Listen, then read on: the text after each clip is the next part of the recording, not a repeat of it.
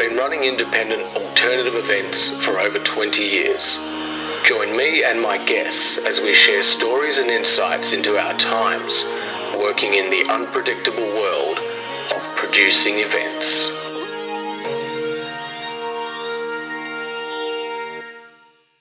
Hey folks, we're back again with Rick van der Velde, who has kindly popped in for another chat, and we're going to talk about sound. Rick? I love sound. It's a constant. It is all types of music, of course, that all can benefit from sound. And if I would have become a musician, which I am as a hobby, I would have been stuck in a little corner. But having been a sound person since I was about 18, and I'm 66 now, I've had the chance of being in all these different places, all these different tribes. And live sound has given me a job that made me feel part of something, even though I hadn't done anything else for it other than do sound. So you become immediately accepted at the gig anyway. Perhaps whether they later still like you is another thing, but generally I built up a great social network of people who don't even know each other. In 2009 at the Flyby nightclub in Frio, I staged a show called The Wall of Sound, and I formed 3 bands out of all the musos I knew, and I crammed them full. They were all 20-piece bands. I had 65 musos altogether, and they had double drummers, and they had a brass section and a backing vocal section. They had double guitarists, double keyboard players, several vocalists. Wow. And the whole idea was all these people were people I knew, but they weren't people that knew each other. So I threw together in the same band people from the jazz, from the cover band scene, from the blues band scene, from the Frio more world music scene, and put them all together so they could at least shake hands and say hello. What a great experiment. I loved it. I wanted to do more of it. What was the result? About 250 people came, but I didn't want to not pay them, so I paid the main musicians in it, the ones that made the most effort, and that still left me down $2,000. Yeah, right. So it was a one-off for me, and I still have the poster in my house. Cool. Kenny Watt made it, great poster.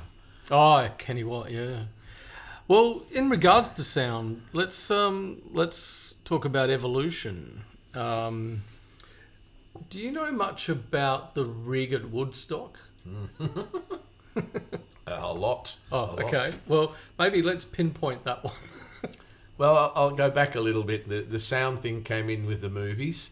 The movies, of course, started to get sound in the late 20s, but everybody built their own sound system, and that's quite a problem for a movie-making company that has a certain sound in mind, and then depending where they are in the provinces, somebody has its own little sound system, and now they can't hear the words very well. So who's the historical character who invented sound?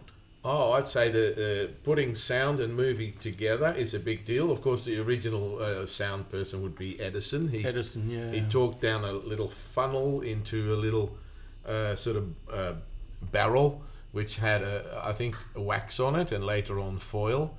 And he recreated his Mary Had a Little Lamb in the 30s, but it was actually from the 1870s, 80s. Wow. So he couldn't play it much more than a few times because it would destroy itself.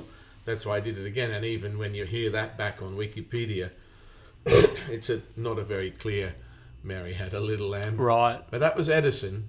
Edison, of course, started being used in telephones way before it became recording or broadcasting. Now, when it was movies, the movies were doing so well that here in Perth in the late 20s, early 30s, there was 3,000 people waiting in the street for 3 hours while the whole movie is played inside just to be able to get in for the next session. Right. So that delayed sound going into the movies because this was for silent movies. So the business was not in need of any improvement. It was going great guns.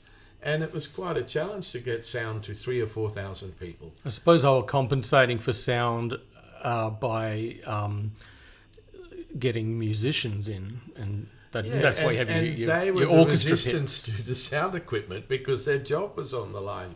So they would accompany the movie, definitely in between played music, but while the movie was going, they would play little interludes, add sound effects, and if they got to know the movie, that was quite entertaining too. But in other words, jobs were on the line, and when they rolled out sound equipment with movies in America, it was done under armed guard. Because once they installed it, they had to have 24-hour surveillance, so no one went in there and thrashed all the equipment again. Pinched it, yeah. There was resistance against sound. Here in Perth, that meant that even though the first movie with sound was 1927, 28 in America, it was Al Jolson, the jazz singer, I think it was called. Famous blackface movie. Yeah, blackface, yeah. Now that could have been the start of sound in movie theatres everywhere, but that was 27, 28. It took until 1935 before it landed at the Luna Theatre here in Leederville. That was the first place where there was sound in WA. Yeah, right. And that would have been the same all over the world. Not everyone took it on straight away. Right. And also, by that time, they had standardised it a little bit, and the company that did that was MGM, Metro-Goldwyn-Mayer. Oh, yeah? And they asked some very later to be famous people, and among who was James Buller Lansing, later on as JBL, to design equipment. And it was initially what they called the shearer system, which was an enormous bin, probably the size of this room side of the house, just about. It was the height of two people, and that had 415s in it. And then it had a horn on top with lots of separate trumpets called a multicellular horn. Oh, okay. The driver and the design of the horn was James Buller Lansing. Mm-hmm. The bottom part of it was perhaps Mr. Shearer, and it was a two-way system, and the whole thing sat behind the screen. And from now on, the screen was white, but it had holes in it. So the sound could come out through the screen. Which made it very expensive, and you don't want to sort of buy that and have it torn or damaged. Well, before you could just put up a... Now, the oldest cinema still going in Australia is the one in Broome, Sun Pictures, I think. Okay. Yeah. And they have two speakers on either side of a white wall. They never bothered with the screen and the sound behind it, which means that when you get close to the screen, the sound always comes from the left or the right. But you really want sound from the middle, so when someone speaks, it comes from imaging. It's the same thing in the theatre. Yeah. I just remembered when you said Luna Theatre, I got to see the speaker, the original speaker was still on the wall behind the screen. I wanted to see that. Where did it go? Well, I think they were still using it. Well, yeah, there's a problem with sound in cinemas that there isn't even a sound person for it. Traditionally, there was a projectionist, and we don't have that either. What we have instead is we have the theatre staff sharing duties in putting things on, and about once a month somebody comes around with a suitcase from the eastern states just to check that it's still running according to the specs. Right. But the sound at the Luna hasn't really always been my friend. I remember seeing music movies there, like Standing in the Shadows of Motown. Love that movie. I got the DVD now, and I could see on the screen they had the new Neumann microphones for their vocal mics, and I thought, this is going to sound good. But when I saw it at Luna, it was all squeaky, squawky, cling, cling, cling. And that's not what those mics do at all, but their sound system did it. So sorry, Luna, sorry. So sound from the theatre is all there was when rock and roll started. Now, the development had really been delayed by World War II because the very companies making this gear were being engaged in making stuff for the armed forces rather than for... like they also use sound gear, but anything that made metal, that made guns probably. Hence, for instance, Shure microphones are so well made because they just stuck with what you call the mil spec way of doing it, a military spec quality and durability. They held on to that. Well, ironically, the German ones didn't have that. The Germans had no pride about their war moment. Nevertheless, if you look at sound and the World War II, I mean, the microphones, Neumann, they were there before and they were there afterwards. And the tape that was developed for Hitler to speak through actually travelled after World War II, just like Werner von Braun and his rockets travelled to California and became what became Ampex with the money of entertainers that really wanted that stuff, like Bing Crosby. Anyway, let's get back to sound. with when you're talking about Germany, World War II, we're talking about public announcement systems mainly. Oh, Hitler had this particular problem with a recording, is that if he recorded his voice on a disc and played it back, the disc sounded thin and scratchy. So they were working on a wire recorder, and that became a tape recorder. The company was the Badische Anilin und Soda Fabriken. They made the first plastic tape, because plastic was brand new, that actually carried sound. And the idea was to get Hitler on there. So then they distributed those tapes to all the different stations. And the people wondered how he could be in so many places all at once, because they also didn't have the cable connections between stations. So they were playing tapes as if he was there. Bing Crosby cared enough, because he had exactly the same problem. Bing Crosby did networked shows that were on all around the country, but for a start there is a 3-hour difference of time, so they would have to use recordings, and they didn't like their disc recordings. The tape recordings were a huge advantage in that. Yeah. So when you say disc, you mean vinyl? What they did is they had a cutter, and it would cut into a lacquer, a soft lacquer, not exactly wax, but not exactly hard vinyl either. And if you were careful in using that, it would be good for a few plays. So they were literally direct-to-disc recordings, and it couldn't be stopped either. Wow. Yeah, so sound systems were mainly used for public announcement. Well, the whole music changed, you see. Like, if you look at the performance of singers with bands, they didn't play stadiums. They played small rooms, and they didn't have much more than almost similar to a guitar amplifier to sing through, which the only way to make that work, I guess, is to get it as far away from your microphone as possible, and then you've got something, but it would ring. So in the 60s, there were many unsuccessful attempts. The typical one was the Beatles going around and the local authorities saying, please, can you play in our stadium, not in our proper theatre, because we have 10 times, 100 times the people that want to see you, and we don't want a whole complete hold up in the street where the theatre is. We would have a riot out there while you played your show. So come and join us in the stadium. And they had no sound system, had no monitors. They had little announcements, but that announcement was not meant to even be audible with all the screaming that went on. I look at those early Beatles gigs, and at one stage they were on a rotating stage. That may not have been an American show, but I mean, that was a silly idea as well. It looks clumsy as hell. What type of equipment did they have to deal with there? Yeah, well, good voices. Less so in case of George. George Harrison couldn't sing as loud.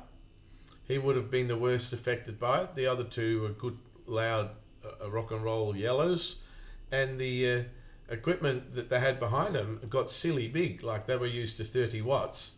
In fact, 15 watts. It went from 15 to 30 because of Hank Marvin, the AC15, AC30, the British Vox amplifiers.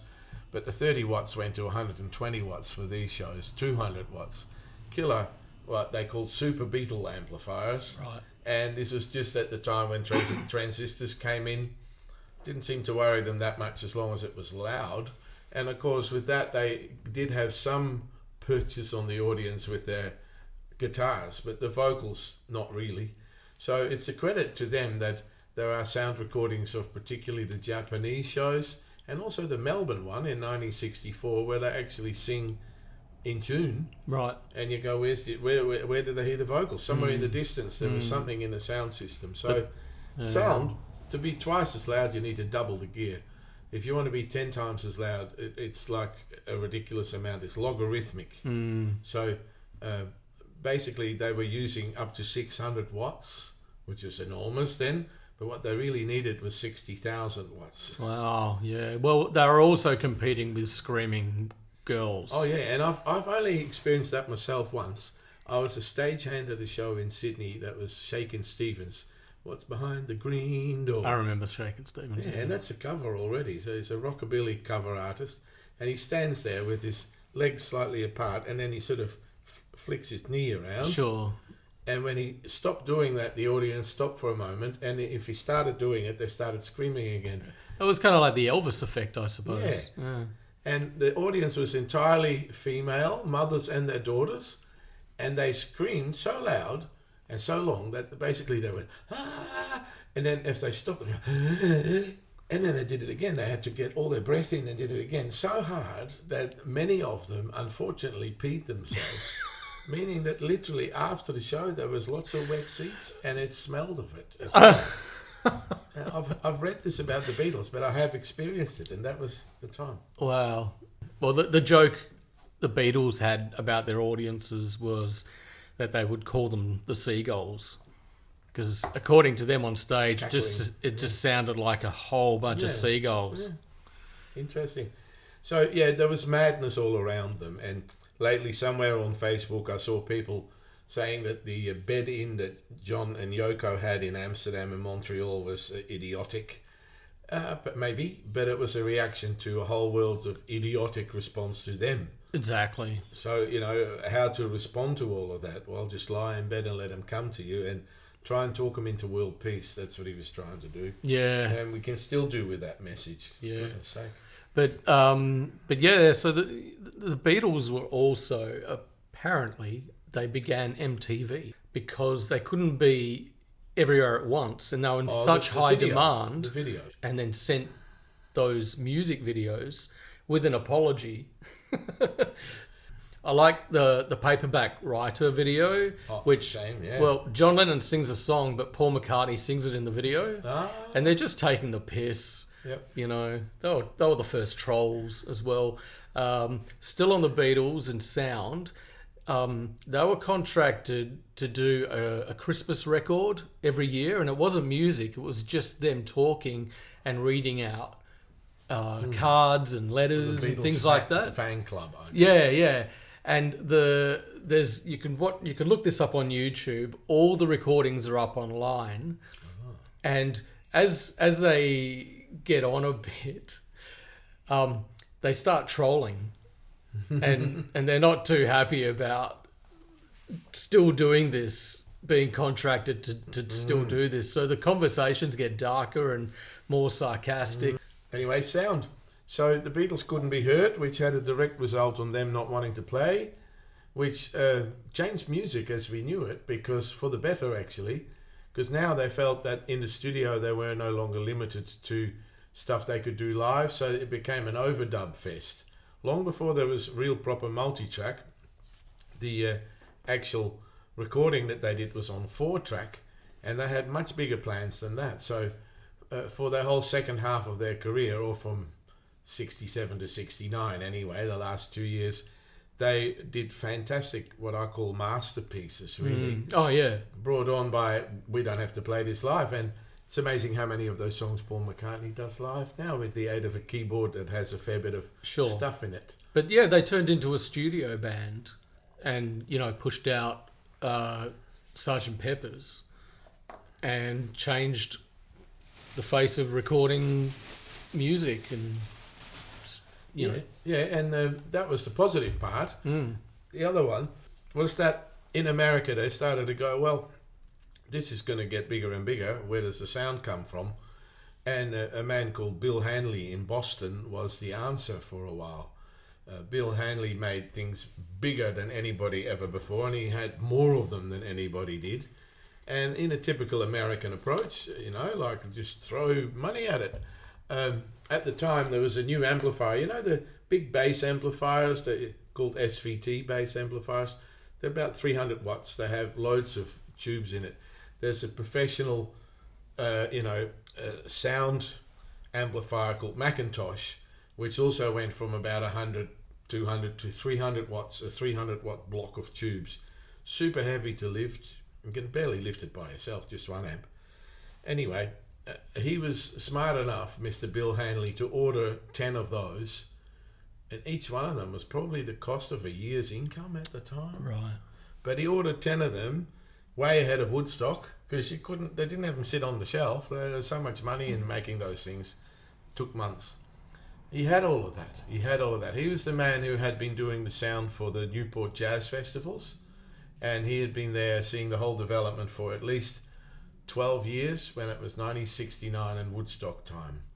And Woodstock, of course, was convincing a farmer at the last moment to let his land be used. And the first thing he sees is that a road crew comes in and puts a bitumen road through the middle of his farming property, where he didn't really want any road to be. Right. In his parsley field or whatever he had. And they said, oh, don't worry, we'll break it all up again at the end, which they did. Oh, good. But the roads were necessary. They were going to put enormous, scaffolding things in for the lighting and the sound, and they couldn't be sinking into the soft dirt. So they had cranes and, things that had to lift the speakers. The speakers couldn't be lifted by people. They were up 500-600 kilos. So they lifted these speakers up very high and very wide, and then they had ones that are about 4 stories high as well. Yeah, I remember looking at the footage and the photos and thinking that that's a lot of high scaff going on there, and I think... And then the problem was, of course, when it got busy, the kids wanted to climb in it. Yeah. And it was a rainstorm, and there was a chance of lightning. It was all happening, but a few things came together really well at Woodstock.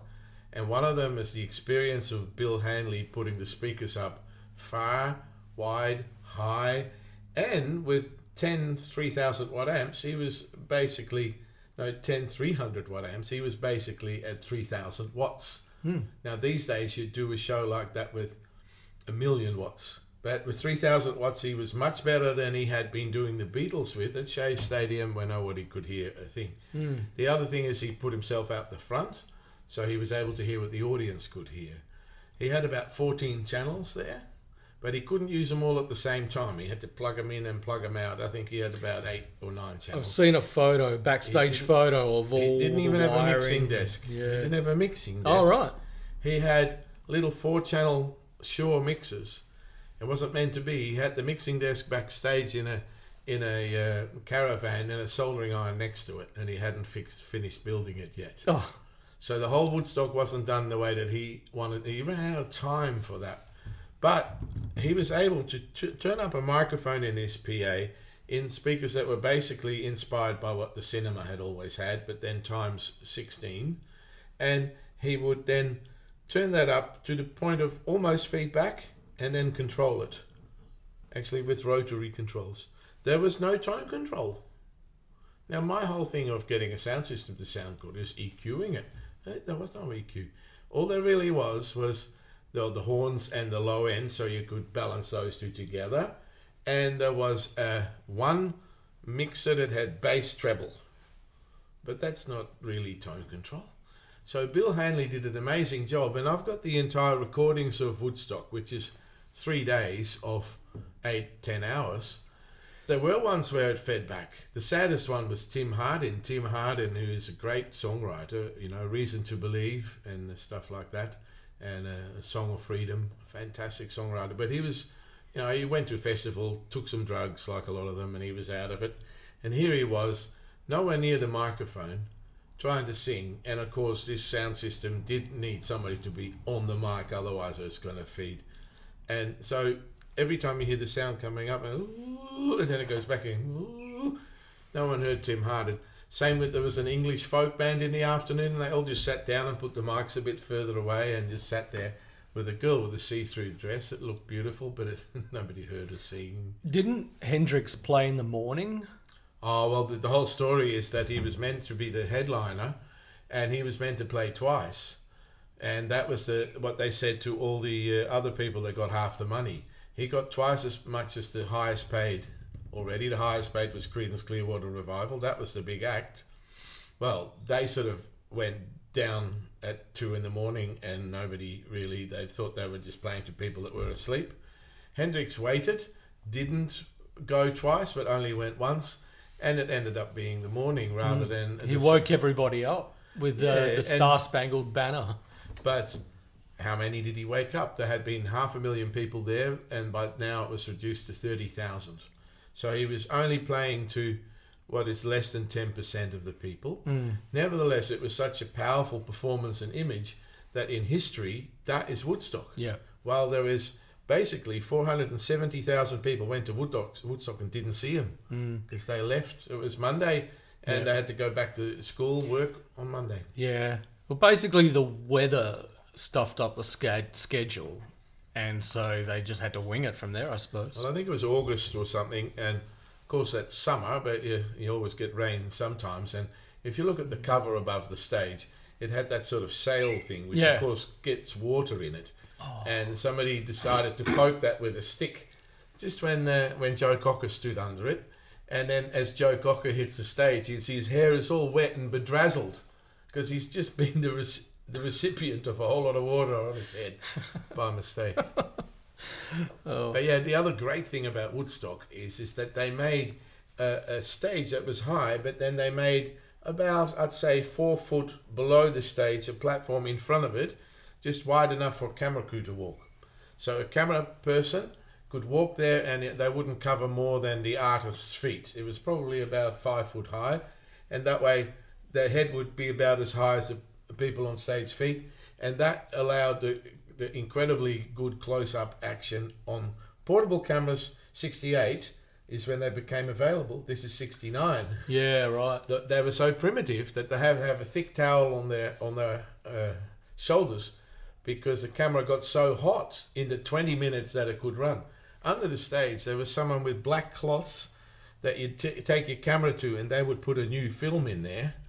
And the technology of the time was so weak that they started with 18 cameras. And the morning with Jimi Hendrix, there was 3 left. 15 had failed by then. Right. So who did all that? There's a guy called Michael Wadley. Michael Wadley was like an abseiler, a guy who climbed mountains, and he had done nature documentaries for the National Geographic program.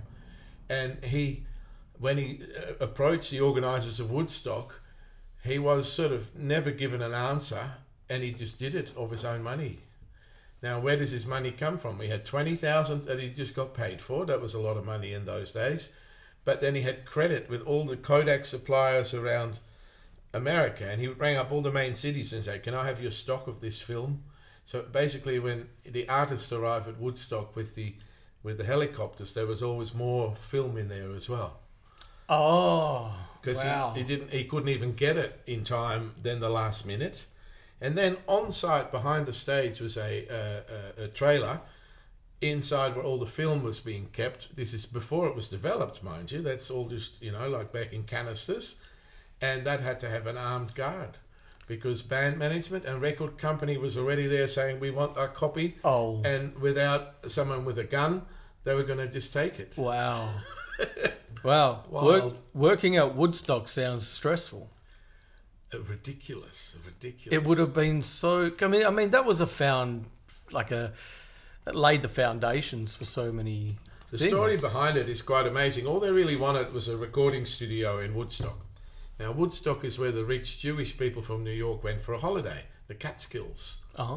So, as they went for a holiday and hung out there, the rich Jewish kids probably made a bit of music, and it was a bit of a scene. So, I think there was a recording studio there. Isn't the Bearsville one later on with the band recording there? Even Perth's Baby Animals recorded there. But at the time, in 68, they thought, let's have a recording studio. But that cost a lot of money. Let's have a festival to get money for the recording studio. So that was the plan. And it was actually the result of a ridiculous thing. There was a man who had money, and he put in the paper, "I have some money to invest. Come and see me with your plans of how to invest it." And so all these people came to see him with all these wild plans, and that was one of them. And when they started it, they were rich, bored people, and they thought, let's have a laugh. Well, all these people talking to us about what they want to do, but we're not going to do it. And then they got talked into it. And when they finally started to do this thing for this recording studio in Woodstock, it turned out that the place that they were going to do this in, which is more or less in Woodstock, didn't want to know about it. After about 3 months of preparation, they said, "No, we're not having it." And in the last 2 weeks, they had to find a completely different spot. About 50 k's down the road. That wasn't Woodstock. Oh, wow. So all the posters said Woodstock. And people went there and went, no, you've got to go a bit further. These are the things I love about events. Like, you've got to compromise sometimes, and then all the posters are printed, but whatever, it's too late now. So the first site would have been chosen by the organisers, but the second site was ideally chosen with the sound man Bill Hanley present, and he found one where the lay of the land was like an amphitheatre, where people far away could see it, as well as the sound would travel up a bit, and he chose where the stage was going to be on this farm of this one man that wanted to help him, more out of a sort of a social awareness of wanting to help people than anything else, because I don't think it helped him money-wise. The locals immediately started saying, we're not buying your milk anymore because you let all the hippies come. And anyway... it would have caused a lot of controversial opinions and... But anyway, sound system, we meant to go sound system. Yeah, I know. So the sound system was an Altec bottom end, but it was actually had JBL drivers in it. So this was already an Altec design box, JBL drivers. The top was an Altec horn. Those horns were made from phenolic material, meaning the driver inside was like a fabric dipped in resin. They were quite strong. Nevertheless, they kept blowing them because they weren't very good at making crossovers, keeping the highs and the lows separate. So the horns are very heavy. And so there were people on top of these things lowering a horn down and putting another one up again as they were blowing them up. Wow. And there was about 32 of them altogether. Wow. Anyway, I know some of the detail because I was fortunate enough to become Facebook friends with David Marks, who was one of the road crew there. Okay. David Marks had written a pop song that was a big hit in South Africa. Now, he went to America as a young man. They said, here's the guy that drove the Porsche. So he must have had a bit of money driving around, and he somehow got on the sound crew. And he's the one that put the microphones on for, say, Richie Havens when it started. Oh. He is still alive. He lives in South Africa. He's my Facebook friend. Yeah, cool. And so it was a wonderful privilege to have a direct contact with someone like that. Totally. So how did the setup at Woodstock affect future... Those kind of festivals were becoming a trend. Well, the whole world wanted to do a festival at Woodstock, especially after the movie came out, which is a year later. And in Australia, I'm told, in the 1971, 72, there was about 30 festivals. And they all didn't make money. And of the 3 Sunbury festivals, the one that people remember the most, outside Melbourne, only one of them made money. I forgot which one, the second one, I think. But the thing that they all got wrong, and Woodstock, the original, got as well, to get a whole lot of people in an enclosure, you've got to make it an enclosure. Well, then all your money goes towards making a friggin' fence where there wasn't one, and they just ran out of money. So Woodstock pre-sold 180,000. When they said to the local town council, we got a bit of a festival, they told them it was 50,000. So they lied. But it became 400, 500,000. Wow. So they got twice what they thought, but they told the local council 4 times less than what they knew. Having 180,000 pay money meant that Woodstock wasn't a complete disaster from the start. And even at the end, unfortunately, everybody was just enough about to break even or losing money. So they all sold their rights, including Michael Wadley, the filmmaker, but also the original promoters of the event. They sold their rights, and those people, they turned their thing that they bought for 2 million into 50 million. Wow. Because in the end, of course, the sound and the pictures made enormous money. Oh, well, they're historically valuable. Martin Scorsese is one of the editors on it. Oh, wow. And, I didn't know that. Cool. Yeah. And of course, everything was like the best they could do. The triple screen thing they had, I don't know if you've seen it in a triple screen version. That's how I saw it when I was 15 in 1971. On the movies got split screens. Yeah. Took an editing table that had to be imported from Germany, and it was the only one that did that. And they made it into that. Wow. Because they had 18 people with cameras originally. And see, it was a documentary. It started with interviewing people in the street, but it then made such a good job of performance because the cameras were close, and there was a man recording the sound. And the man recording the sound, people dispute this sometimes, but definitely a lot to do with it was Eddie Kramer. And Eddie Kramer is a South African who had recorded Jimi Hendrix in London and was now involved with Jimi Hendrix studio in New York. While he was there, he became involved with the sound recording in the Fillmore East, which was Fillmore West was actually called Fillmore in San Francisco.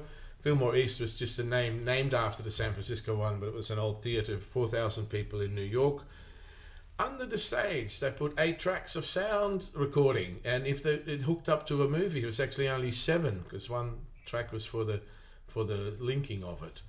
So imagine being under the stage of a 60s performance space. The bass would have been ridiculous because everything was loud on stage. Would have been hollow as anything. Somehow in there, they managed to get what was happening down onto tape for something like 300 albums over three years. So every week was a couple of more albums. Wow. Biggest ones being the Allman Brothers and the Band of Gypsies by Jimi Hendrix. A lot of that was Eddie Kramer's work. So Eddie Kramer took all that stuff, which is little mixers, multi-track recorders, and sat in the back of a truck by the side of the stage at Woodstock. And the idea was that he would have connection with someone on the stage, with a little speaker and a microphone.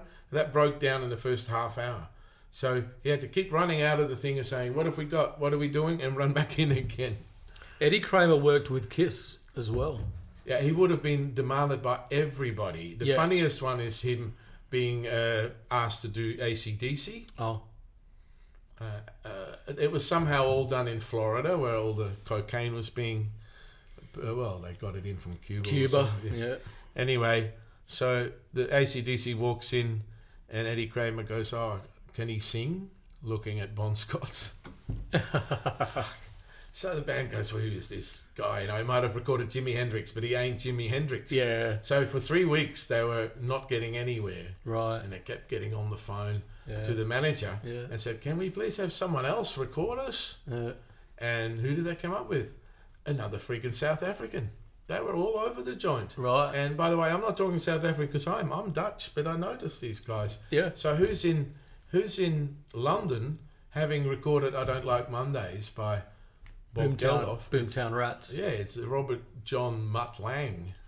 Mutt Lang. Oh, yeah, right. He's in London. He hasn't got a big name yet. No. Because AC/DC hasn't got as big a name yet. It's like, okay, you can have this other producer. Now, Mutt Lang in London, in the recording studio not far away from where I lived a little bit later on, sits down the boys, and here's Bon again in the studio, and he has trouble singing a song, getting the right pitch and everything. And this time, this other producer, Mutt Lang, goes, Bon, you may want to work on your breathing a little bit. And Bon goes, you singer then, you cunt. And the guy sings the song, and the fucking band goes, what do we have here?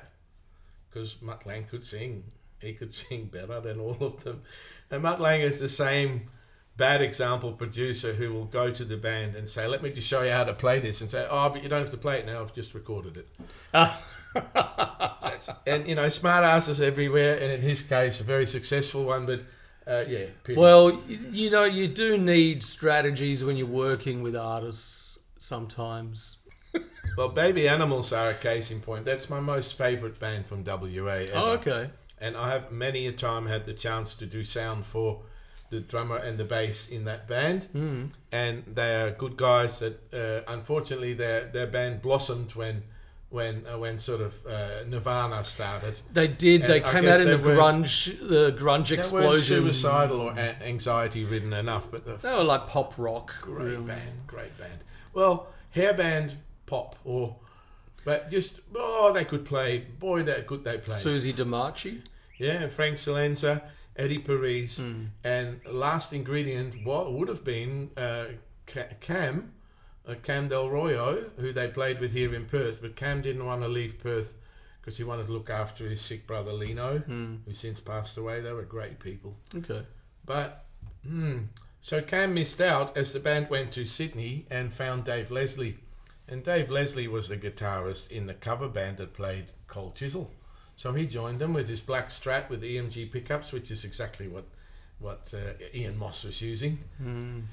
And then they recorded with Mike Chapman. And Mike Chapman was an old, he's the guy that recorded Blondie and all of that. And he kept telling them stories, rock stories, like I like telling rock stories. And the band, in their first chance to record properly, got really pissed off because they said, well, I only hear rock stories, let's do this song. So, okay, they do the song. And they want to come back in the studio and say, can we hear it? And Mike Chapman said, sorry, out of time, we can't really listen to it. So they were angry, and I talked to them after they recorded it, and it was, look, see, that's me getting too close. Dave Leslie tells me, he says, we're never going to use that guy again. Like, we just wanted to hear the songs. He didn't even have time for that. That album bristles with energy, the first Baby Animals. The second one was Ed Stasium, who was once known for recording the Ramones. Not very well, actually, according to me, but anyway. So they, with Ed Stasium, they're now on some island, the Bahamas or whatever, taking it easy. Ed Stasium, no doubt, does everything that the band would like. And it is their second album, which is always hard because the first one's got all the good songs. Totally. But also the energy isn't, no one's angry. So perhaps it's a safe album. That producer making them pissed off is also a strategy. It's not one that I subscribe to, but yeah, you could probably use the same example how Stanley Kubrick approached some of his actors. Was he pissing off the actors, was he? Yeah, well, especially in The Shining, I think he picked on Shelley Duvall a lot to get her to be more distressed than she had to be. Oh, that's mean, isn't it? That's mean. But she says on camera that that's the strategy he took, and she goes, Anyway, we're meant to talk about sound. Yeah, that's a digression. That's for sure. So can I? Yeah, go on. I want to talk about a gig that happened in the 80s that really changed a lot, and that was Band Aid. Oh, well, I know a fair bit about that. Live Aid, Sorry. And Band Aid was the project that did the song. Yeah. Okay. Well, this is what happened. I was in England between 83 and 86, and this event was Christmas 84, middle of 85. So I was there. I was a regular person at these studios, Psalm West and Psalm East. Wow. Because what was I supplying? A sound system to play the snare drum through so they could mic up the studio again. Not for the Band Aid thing, but this was basically the studio for Trevor Horn and Steve Lipson. They were working there. I remember meeting Meatloaf there. Oh, yeah? And they all wanted those guys' production. And basically, if you played your snare back through a wacko loud sound system, a pub sound system, and they mic'd up the room, you could get an ambience on the snare that at that time no one could get artificially. These days on guitar they call that impulse response, but in those days we had the early days of digital reverb, but it wasn't quite as available as it is now. So I knew the studios. Of course, I worked with some of the artists because I worked for an English sound company called Turbo Sound and for one called TFA, which is called what was TFA for? And what was the other one? There was a Samuelson Productions. It was all really the same thing. They moved in names.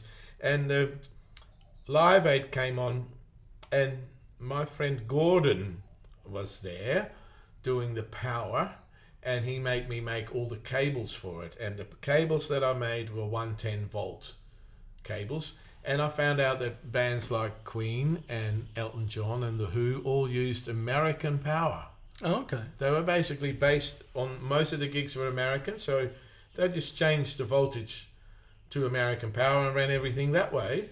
Simple, rather than taking British power all over the world, which seemed to be more hard to do. Yeah, makes sense. So from him I heard that when The Who started they drew 45 amperes, and I know a normal band is struggling to draw 4 amperes. And wow. That was the first bass note. There was massive bass rig there. And from everyone that worked there, I knew the complete story of how Live Aid went. Live Aid was a stage that was left by Bruce Springsteen's crew. Oh. Now, Bruce Springsteen said, you can use all my gear. But somehow the people that wanted to do Live Aid wanted the things moved, so they moved it all. Now, I know from trying to get something out of the middle of a truck without unloading it, that it's easier to unload the whole fucking truck, find the thing and load it like normal, because you're used to that. Having the sound system there and then moving it is harder than taking it out the building and putting another one there. Totally. But anyway, that's the sort of shit that went on. And then what happened the day before it? On the lawn are all these big these screens, and they're putting the map of Africa with the guitar on it in paint. But instead of using spray paint on a screen with holes, they just put it on with thick paint. Brush. So then they do sound checks without the screen, and the sound checks are all great. And then they slap the screen on, and the sound went, and your high end went. So now there was no clarity to the PA, and the sound check was a waste of fucking time because they slapped the screens in front of it. All because they used a brush instead of a spray. Yeah. Wow. Well, that makes, you're filling up the holes. They were asking the people doing it, doesn't that matter? Oh, it doesn't matter, it's all right. The whole thing was winged. Geldof led the march and just winged the whole thing. Well, he loaded it up to the point where the bands could play 12 minutes with a 10-minute changeover, and that is not, you can't do those level of bands with that recipe at all. It's an underestimation of what it takes. So anyway, so what happened is that the amplifiers used, it was a Hill company that did it, and Hill was the main company for AC/DC at the time, and they had just travelled with Bruce Springsteen. I still remember that leaving the factory I worked, all the gear was labelled loose windscreen. There's a local musician friend of mine called Les Karski. We call him Lost Car Keys. Yeah, sort of similar. Loose windscreen. And the amplifiers that the company Hill had for this, they were also doing, like AC/DC, they were only 2 units high, and to get a big transformer in there, they had a flat rolled up transformer, a toroidal transformer. But that would overheat real easy. So having to turn up the PA louder than ever before, all that stuff started to overheat. And a transformer is just a coil of wire with a bit of sort of paint in between to stop it from shorting out, and that would just melt. And then it would start to short out. Wow. But not like in a fully fuse blowing short, no. What is normally 240 and 0 volts becomes 220 and 20 volts. And that causes hums. Okay. And in the end it fails. But anyway, that shit was going on. And then on top of that, at the start of it, Geldof got so excited, he ran out with his long lead and yanked it. And it became it went on and off. Oh, he's... Now, below the stage was a whole lot of little boxes that was typical to the Hill system at the time. They had a Hill mixer out the front. The Hill mixer out the front didn't have microphone inputs. It had jack inputs because the microphone input was on stage in a little box that wasn't even in a rack. It was separate little boxes. So they were called, like kick, snare, vocal one. Mm-hmm. And then somebody after that vocal went on and off with Geldof yanking the cable, thought, well, fix this. Not knowing that we had monitors, front of house, recording. Okay, so what happened later during Live Aid? The first thing that happened is that when the BBC arrived, they didn't have a generator. Everybody else was on generators. And the sound crew that was part of my gang, they said, well, you should also have a generator. No, we always plug in the wall here. I said, well, today it's not all that safe. So in the middle of the Who, the power goes off because it got overused, and the fuses went in the hardwired power, which meant that in the control center in London, they stopped getting the signal. The thing is, they were actually broadcasting from there straight to the United States, and they could also be heard back in London again. So when they flicked around, as the power was being fixed all in a matter of half a minute, they then got the sound out of America with the picture that they had locally. Because wasn't it via live satellite as well? This was satellite, all right. Yeah. The whole world was watching. Yeah. So there was an American stage and every Australian as well. But anyway, the picture that went to air then was the Who being out of time with their own song. And people writing in the paper the next day, the Who was miming. They used backing tapes. And okay, so that was one fault. Now the one with the lead with Geldof meant that things just kept going on and off. And the last one that sounded good was Sade, and I think that was the third band or whatever. Okay, then it went because that legendary Queen gig. No, the Queen was interesting. Trip Caliph, who did sound for Queen. I first met Trip Caliph when he did the big Fleetwood Mac tour when Fleetwood Mac got famous. How did I know his name? Well, it's a highly unusual name. It was written on the back of his seat. Oh. There was Trip Caliph and there was Richard Dashut. And me being a reader of the back of albums, I read on the back of my Fleetwood Mac album that Richard Dashut was the producer, and I thought, fuck, he's coming out with a live thing. But he was probably forced on there by the band, not knowing how good Trip Caliph was, because Trip Caliph does the whole mix, but Richard Dashut was there doing a bit of drums on the left. On top of that, I come in there early because I'm working on the show, and Richard Dashut is slowly picking his nose, looking at it, and then eating it. Oh. And I go, that's my hero. That's my hero. What's he doing? Picking his Anyway, nose and eating it. So Trip Caliph was famous for doing Fleetwood Mac, but he'd done lots of things before and after. With the best, funniest one was Rod Stewart. I think I did a gig in Rotterdam as a stagehand, and I'm sort of backstage, and I see Trip Caliph during the show hanging upside down over the mixer. And basically he's in a scaffolding thing, and he can hook his legs over a bar, and he's upside down, and he's swinging around like a monkey. Right. And next to him is a blonde woman. And the blonde woman is Alana. She was Rod Stewart's then girlfriend. And I go back to, after the show, I walk past where the backstage room is where they all are, and I hear him say, yeah, well, that woman was trying to tell me what to do, and I don't need any advice on how to mix, and if you're going to treat me like a monkey... Oh, so he became a monkey. Oh, that's hilarious. Now, that Trip Caliph was doing the sound for Queen, and he was able to suss the whole sound system to the point where he took all the limiters off. And that was going to blow it up even more, but not for the 10 minutes that the Queen was on. Right. Queen was louder, clearer than anything else. So if you see 90,000 people do that clap, clap, clap, clap on Radio Gaga, he got through to more of them because of killer out front sound, thanks to Trip Caliph. Because Freddie Mercury was doing a call and response act with the audience. Yeah, they all did it. Yeah. I mean, the Police did it. Oh, It came from the Banana Boat song, the guy that I Oh, yeah, Dale. Deo.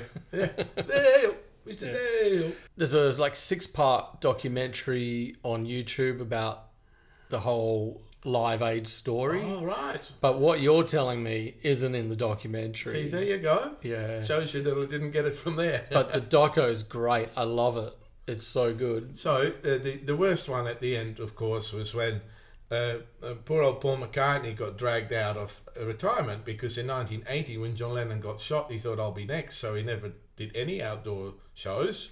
And here he is, playing the piano, doing Let It Be, and the crowd doesn't know that he's there. They faintly hear a piano, but they can't hear his voice not working.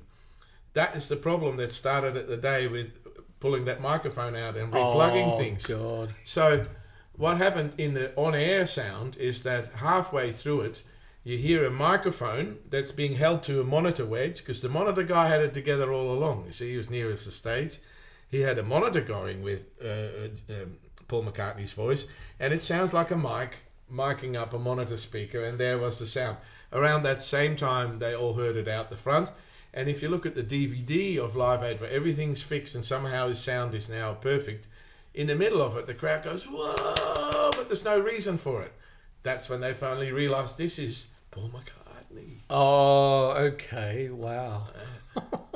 My problem with Live Aid was this. I came to England in '83 wanting to work with my favourite bands, but there weren't any. And the whole of flippin' Live Aid, I didn't like any of them other than Status Quo. Well, Bowie was on there. I didn't like him either. Oh. I liked Ziggy Stardust. After that, he was in his Thin White Duke stage. Yeah, it's not me. I mean, sure, he wanted to play different characters. He was very good at it. Sure. He was very, but up till Ziggy Stardust, I loved him. But yeah, so in America, George Thorogood was the one I liked, and I didn't like the rest either. Yeah. Madonna was there, like a virgin. If anyone wasn't. Yeah. But yeah, that was a groundbreaking gig. Live Aid was in the 80s, and by then technology had obviously advanced. And then I suppose in the 90s, things are advancing even more, and festivals now in the 90s, live music festivals are at their peak. And so what's happening with sound around that time? Well, the old cinema sound system, it was all right when you had one big speaker stacked behind the screen. At Woodstock, there was about 2 or possibly 4 alongside each other. But the moment you have speakers beside each other, if you stand right in the middle, you get one sound. But if you go slightly to other sound, you get a different combination in time of those drivers, because one of the furthest one is further away. So for a while, the sound that I was doing in the 80s was point source, meaning that the system was actually curved and it was tilted this way as well, so the system looked like a ball. There were systems that were put up flat. They didn't sound as good as the ones I put up like a ball, because basically that sound travels like a ball, and that ball, if you make your sound system line up with it, it's the wavefront of what sound is meant to be. But nevertheless, having things side by side, after a while you want more power, but you can't go further wide. So what they did is they developed a sound system that was vertical, so you didn't have nothing side by side. And the only way to do that is to have all the little slices on top of each other really narrow. So a line array system, as it became known in the early to mid 90s, started in France by L Acoustics. It's called the VDOS system. And just about everything you see now is long, narrow strips of sound. They have many advantages. They take less viewing angle away. They take a single or a small spot of motors, not a whole lot of motors. I mean, we were working with 16 motors on the sound. This is literally only 2 aside, and off you go. And they have to be really narrow slices, so the horns are of a design that wasn't possible till the mid-90s, and it's called a waveguide horn. It's one that, even though the sound comes from a little round diaphragm, it gets squeezed down to, it becomes a pizza box slice. And the electronic control of it is much bigger. That sound system is still sort of curved if you look at it sideways. And depending on how sophisticated it is, it may be blocks of 3 speakers, or even every single speaker is electronically controlled at a distance. So stuff now with computers can have data, Ethernet cables connected to amplifiers, to speakers with amplifiers in them, meaning you can sit at the mixing desk and do something to the little speaker on the right there by itself. It's amazing control that's possible. They still run out of power when they have a single strip if they really want to be louder. And, you know, famously the Red Hot Chili Peppers, as mixed by Dave Ratt for about 20 years, had a second row. And the second row was the vocals, and the original one was the band. So with the vocals in one and the band in the other, the fact that one's beside the other doesn't matter. You don't get this comb filtering problem. Now, volume, in Perth, we've never really had the luxury of being able to go loud unless we're famous. If we're called AC/DC or the Rolling Stones, do whatever we like. Anybody else gets turned down to the point of ludicrousness. What I know about large PAs is that if you can have a killer PA setup that does 120 plus dBA, which is painful, but that is what heavy metal and loud rock wants sometimes, you can save a lot of money if the council's going to come and make you come down to 98 from 120. Yeah. No one saved that money. The sound companies have made sure that no one really tweaked onto that. But what they do is they put up a big sound system, and then the EP8 comes along and goes, only this loud, can only go this loud. Right, and they kind of descale it from there. Yeah, so one little moment of experience with me was doing a stage at the Blues and Roots and having a man set up next to me with his sound level meter. Sound level meter cost $6,000, and mine was a $50 one. It was still from the old Radio Shack. Anyway, they read exactly the same. Sure. His is sort of legally certified or whatever. So he says, I don't want you to go over 94 dBA. I go, well, I'll just turn this off then. And it was hitting 96. I said, what's that? Well, it was the stage next door. Oh, the stage next door was loud. Yeah. So not being able to go loud had things like, there was, who's that lady Griffin, famous songwriter for the Dixie Chicks, ex-girlfriend of... Oh, I don't know, but I know who the Dixie Chicks are. Yeah, anyway, she's on stage with a soft band, and right through the middle of the sound, she brought her own mixer, but Right through the middle is, hey, hey. That's not what people wanted to hear. Her, Nancy Griffin was her name. And that's just terrible how the noise came from one stage to the other. And when I asked the organisers, they said, oh yeah, it's a carnival atmosphere. And I said, you're confusing the royal show with a concert where people buy a ticket because they want to see a certain artist and hear it without having something through it. Anyway, I asked the EPA guy, I said, oh, how much does it pay standing here all day? Because I'm running off my ass on the stage, putting microphones up, mixing bands in between, helping visiting engineers, whatever. And he said, oh, about $2,500. I said, what, $2,500? He goes, yeah. I said, are you doing more than one day? No, today, that's it. I go, oh, is that for all of you, like the other stages? He goes, no, just me.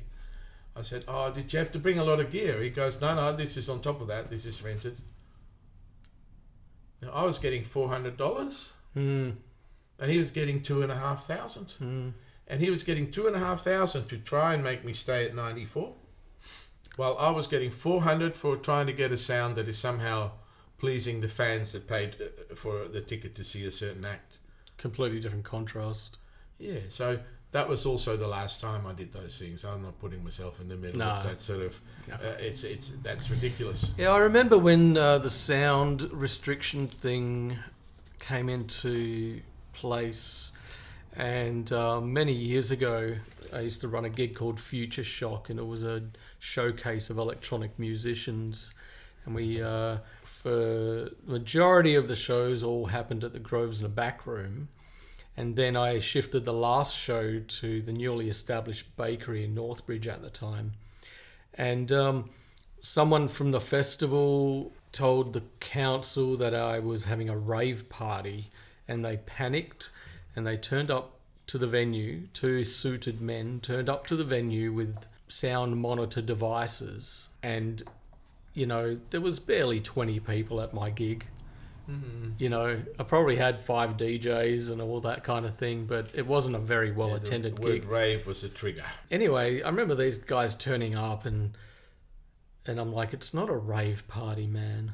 The electronic music movement had a lot of run-ins with the law because of these pop-up parties. Well, they were also pop-up to try and avoid any sort of refusals from anyone, because it had already happened.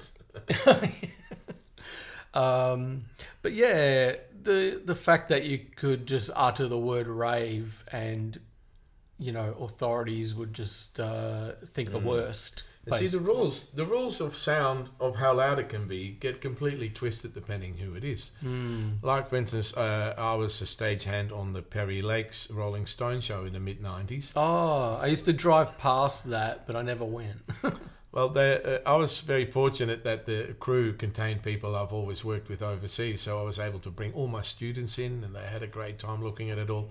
A large portion of that class, I've got a photograph of it, became live soundmen, because it was inspiring to see all that. American crew, Shoko, company now absorbed into Claire Global, but they were able to be as loud as they wanted to be.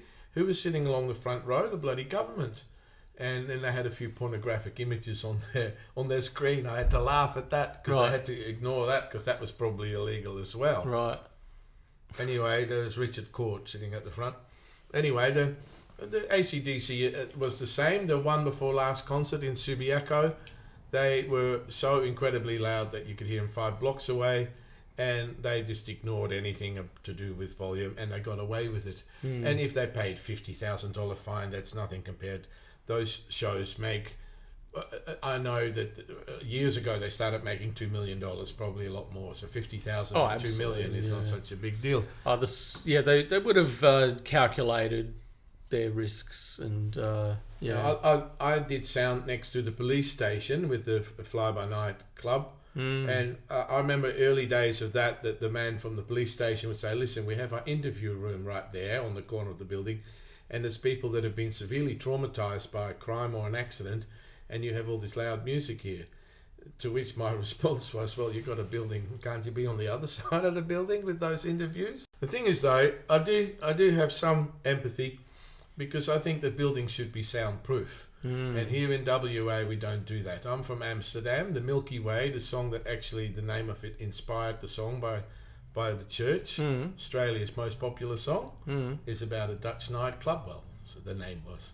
The Milky Way is actually the old dairy, 500 metres from where I was born. It was my local dairy. Oh, wow. Anyway, that's become a rave venue, more doof than rock and roll. And it's basically, they've got the old buildings on the outside because it's heritage protected. And then, about 3 metres inside it is another building. And you can only open one door at a time. And in there, they're all dancing around, hurting their ears. And outside you hear nothing. But in WA, we don't know that sort of thing. What we do is we get an old pub with holes in it. And we like to tell the neighbours to get fucked. But really, it's not really fair on anyone. Because like, for instance, me, I work with music all the time. I would hate to nightly have to listen to bass notes from the building next door because that gets underneath what I'm trying to listen to. Yep. I've even had bass notes in my place 5 kilometres away from where the big day out was, and I could hear the bass note vibrating in my house. 5 kilometres. Well, once upon a time, I lived upstairs on Lake Street, Northbridge, across the road from the Elephant and the Wheelbarrow pub at the time, which I think now it's called Holy Moly. Would have been a great place to live in the middle of it all. It was horrendously bad because it was exciting because it was for burglaries. No, it was in the thick of the nightclub scene, but you never got any sleep. Like the hum of the nightclubs would seep through. But I would sleep through that. I've fallen asleep behind guitar amplifiers. Yeah. Open back guitars playing full tilt. But then this trend started happening with nightclubs where they would have speakers outside and then they would start competing with who's the loudest. And then that still goes on now. And now it doesn't happen in nightclubs. Not just nightclubs. Cafes do it. Like everyone has these blaring speakers outside their shop because they think they're going to attract customers, and I don't know if that really works. No, it needs to be done with a lot of sort of awareness of the other. I go to Leederville the most. That's the nearest to where I live, and they have a little festival once a year, and that does that. But when it's not a festival, at least the Leederville pub, which used to be a big doof thing, isn't that much of a doof thing. So the restaurant across the road, if it's a Mexican restaurant, they can play Mexican music as opposed to be the victim of what's happening across the road. But I think sound is now being used more as a marketing tool than ever before. Oh yeah, Spotify does it for you.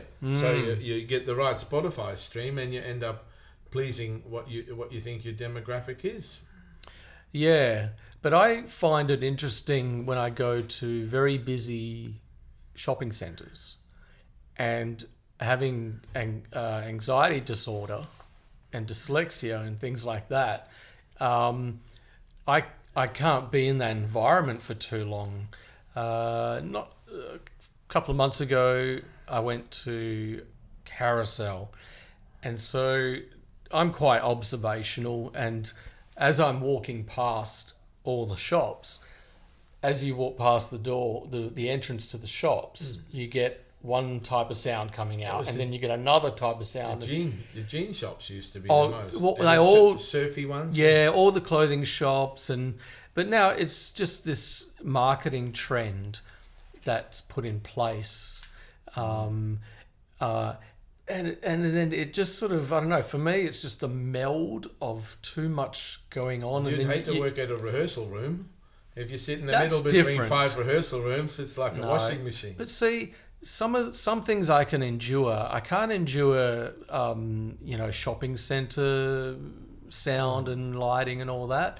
But I was at a pinball competition with 50 machines plus a stereo Company plus. Yeah, but I can endure bands and I can endure music and that, but I can't endure commercialism type, fair enough.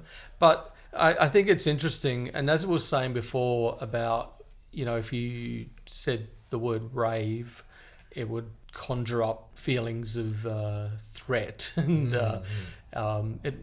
things like that. But now, electronic music is played absolutely everywhere, including advertising on television. Now it's just so accessible, anyone can make it, that kind of thing. So I think there's this trend in when we talk about music as sound, is that when someone comes out with a particular variation of music, which initially is like fought against, but then something that's become anti-establishment is then swallowed up by commercialism and then turned into marketing. Yeah, so the original idea is not the same. No. I've noticed how me being, I'm a boomer between 45 and 65. That was the baby boomers. I'm from 56. A lot of shops that I walk into have still got my music in it. But in the news this week, I hear that the Millennium crew is now equal in numbers to boomers. So that means that the sound in shops may well change to 80s and 90s rather than 60s and 70s. And I already hook off at the 80s. I realised it was 40 years ago, but I didn't like the 80s bands. So that whole Live Aid lot, I didn't like them, other than Status Quo, who had already broken up, and George Thorogood on the other side. And that was a bit disappointing for me. My favourite band from the 80s is the Smithereens at the end. Oh, okay. That's at the end of the 80s. What a fucking great band they were.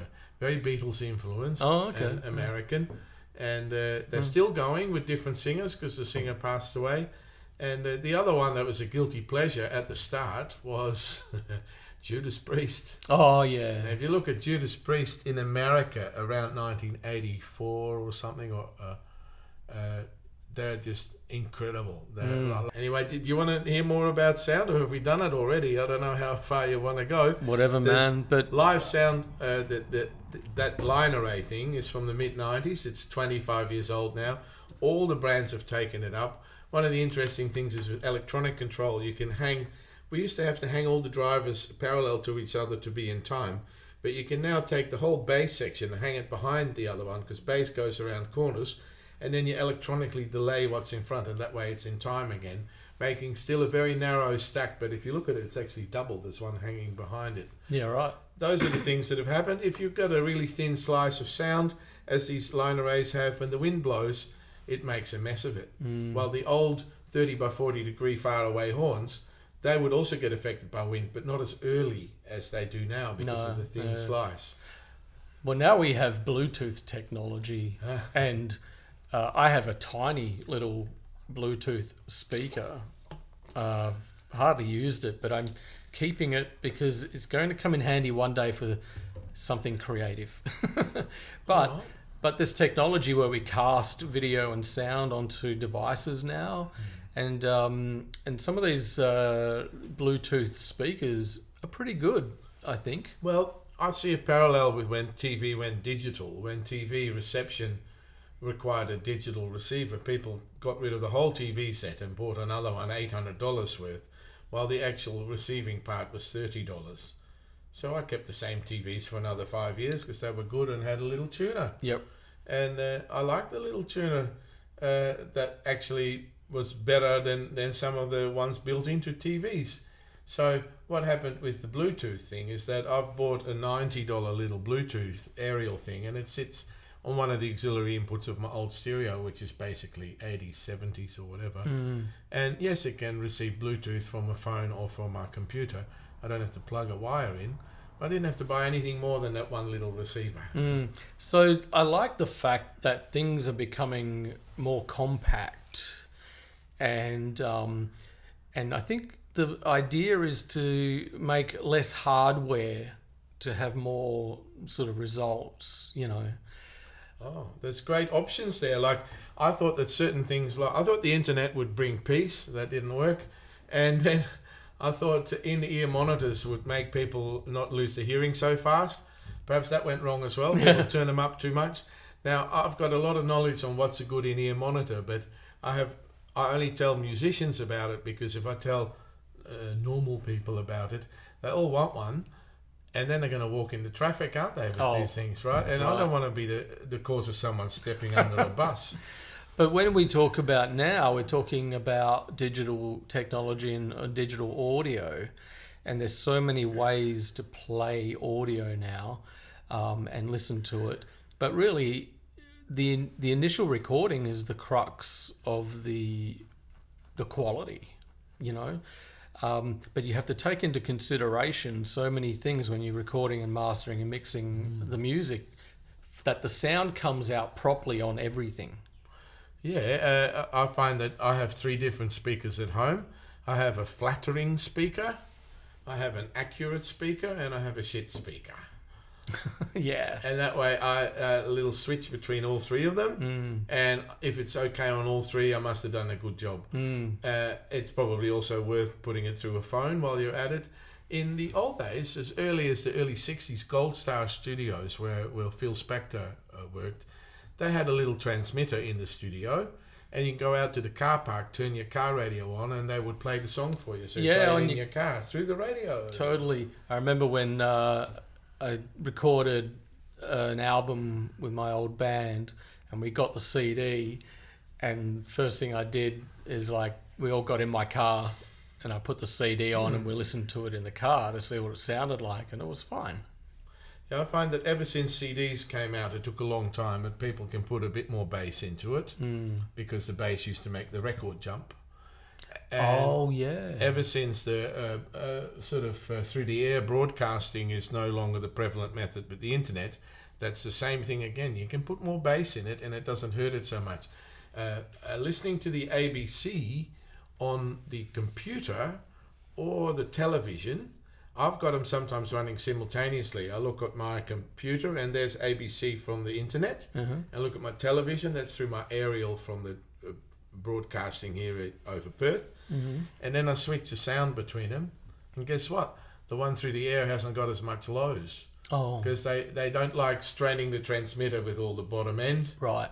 But if you want good subby low end frequencies, listen to the internet. And that whole limitation of making needles jump or overstressing transmission is gone. So finally you can get a bit of low end at low volume, because I think in the past I liked the low end when it was loud, but when it was soft you only hear mids. Your hearing is like that, right? It's called the Fletcher-Munchen curve. You hear soft sounds and it's all mids, and as it goes louder you start to hear the lows and the highs better. But I listen soft most of the time, and I want to put the lows and highs up. So when I first found the stereo with the loudness switch, that's what I always turn on. Oh, the loudness. Yeah. And I still have a little system. My flattering system is that. Yeah, I remember, I think on Walkmans and some stereos, they used to have a mega bass. Yeah, my favourite. Mega bass button. All these tiny little buttons you wear in your ears that really needed it too. Yeah. But low end is part of what makes music great, and we can get it now off the internet, because it doesn't matter how it's mixed for the medium that it's on now. But as far as making it sound good on all these different things, it often doesn't. I listen to a lot of different things, and the interesting thing is there is still no standard. So when I record in a place I haven't been at, I bring my little file with about 7 different songs, and I quickly play probably only 10, 12, 20 seconds of each one. Sure. And go, what am I listening to? Yeah, that's great. If I record something at home, I'll put it in front of me with the speakers and all that kind of thing. What about the mastering process? Well, I noticed I was on SoundCloud yesterday, and I put a little recording of my own acoustic guitar on there and said, would you like to master this? And I thought, let's click on that. And it was started to master it automatically. And then it said something about payment. I thought, I'll go back now. That's exactly what everyone does. Yeah. So the mastering process, I mean, I sat and watched someone do it to my album some years ago. And It cost me a few $100. I mean, I'm pretty happy with it. But ultimately, the mastering process is to ensure that the music or the sound broadcasts equally. Well, in the past, not all sound engineers got exactly the right tone or even the right balance. And a mastering engineer was the last stage, which charging more per hour than the recording was, to make it palatable. But for instance, the old record mastering people would make a cut, produce a little one-off album, take it home, play it at a friend's house, and spend a few days making sure that what they were doing was indeed workable in every place, not just on their fantastic speakers where they were doing it. The old mastering used to have to address things like the vocals and the band not being in the right balance, so they would do very tricky things. They would take a stereo thing and take the sum and the difference, and by combining them in different ways, you could have a center track and a left and a right. And because the vocals are usually mixed in the center, you could now turn them up and down individually from the track, so you can remix the vocal and instrument balance. Of course, it's far from ideal if that needs to be done. One of the best recording engineers I know of, George Massenberg, he recorded, say, Linda Ronstadt with the Nelson Riddle Orchestra, beautiful recordings, and he would say, well, I don't want them to do anything. And he says, my records are not necessarily compressed. I don't want them to compress them even more. And of course, classical people don't like any compression. They want to go from a whisper to a scream, while rock music is more wanting to have an equal volume. And you notice, for instance, if you're in the car and you open the window, the music on the radio sometimes drifts away. And I've even sung along to a song, but when I stopped at the lights and the noise stopped, I realized I was now singing along with the wrong part of the song. But if it's compressed and it's turned up enough, that song doesn't drift away. Oh, okay. So that even volume is useful in noisy environments, and it's applicable to broadcasting, and it's applicable to loud, noisy audiences. But it's not necessarily a musical thing. That is more to do with making it suitable for different places. The tone of what you would like of your own recording, those mastering people would be in charge of that. They could EQ the whole thing different. And some people, when they do their recordings in their studio, may need a fair bit of that, while the ones who are really proud of what they do may not want anyone to change it. I myself, I haven't recorded that many CDs, dozens, but not hundreds. And when I've recorded, I have used my 3 different speakers. I've taken my recordings to other places. And the best one is to play the music to someone who doesn't like that music. That's a really harsh one. Yeah, no, but I have plenty of older relatives and friends who are not into music, and I just play that to them, and sort of the moment they're listening to it and they're trying to be polite, they're not going to say anything bad, but you can, everything they might possibly feel, you feel it. You go, oh. I'd like to talk about that actually, how sound and music makes us feel and respond. I've witnessed people respond positively to music that I've played them. And it's very validating, but for me it's more interesting how I've literally played something to someone and they've pricked up straight away. I love these reactions, and some people get goosebumps from sound when you hear something, and it just gives you, it can make you feel all sorts of stuff. But yeah, the way music changes people's mood or feelings is, to me, it's a little bit mystical. Because like I have friends who listen to the lyrics and can tell you a lyric of every song. Me being Dutch originally, I don't even listen to them, not even now. So I did sound for Jeff Martin. Jeff Martin was a Canadian. I met Jeff Martin once. Yeah, he was the main man in a band called the Tea Party. Tea Party. Yeah. Very Led Zeppelin influenced. And he became a local, solo performer. He did. To which I did sound while he was in his relationship with the mother of his son, who is from Frio. But anyway, I'm doing sound for Jeff Martin, and sometimes I get so emotionally touched by his melody that I find I'm swallowing Now, when are you swallowing? It's when the tears come down your throat. Yeah. So then I look left and right and I see other people swallowing. And I go, is that what he just said? I was like, I don't know what he said. Do they know what he said? I don't know.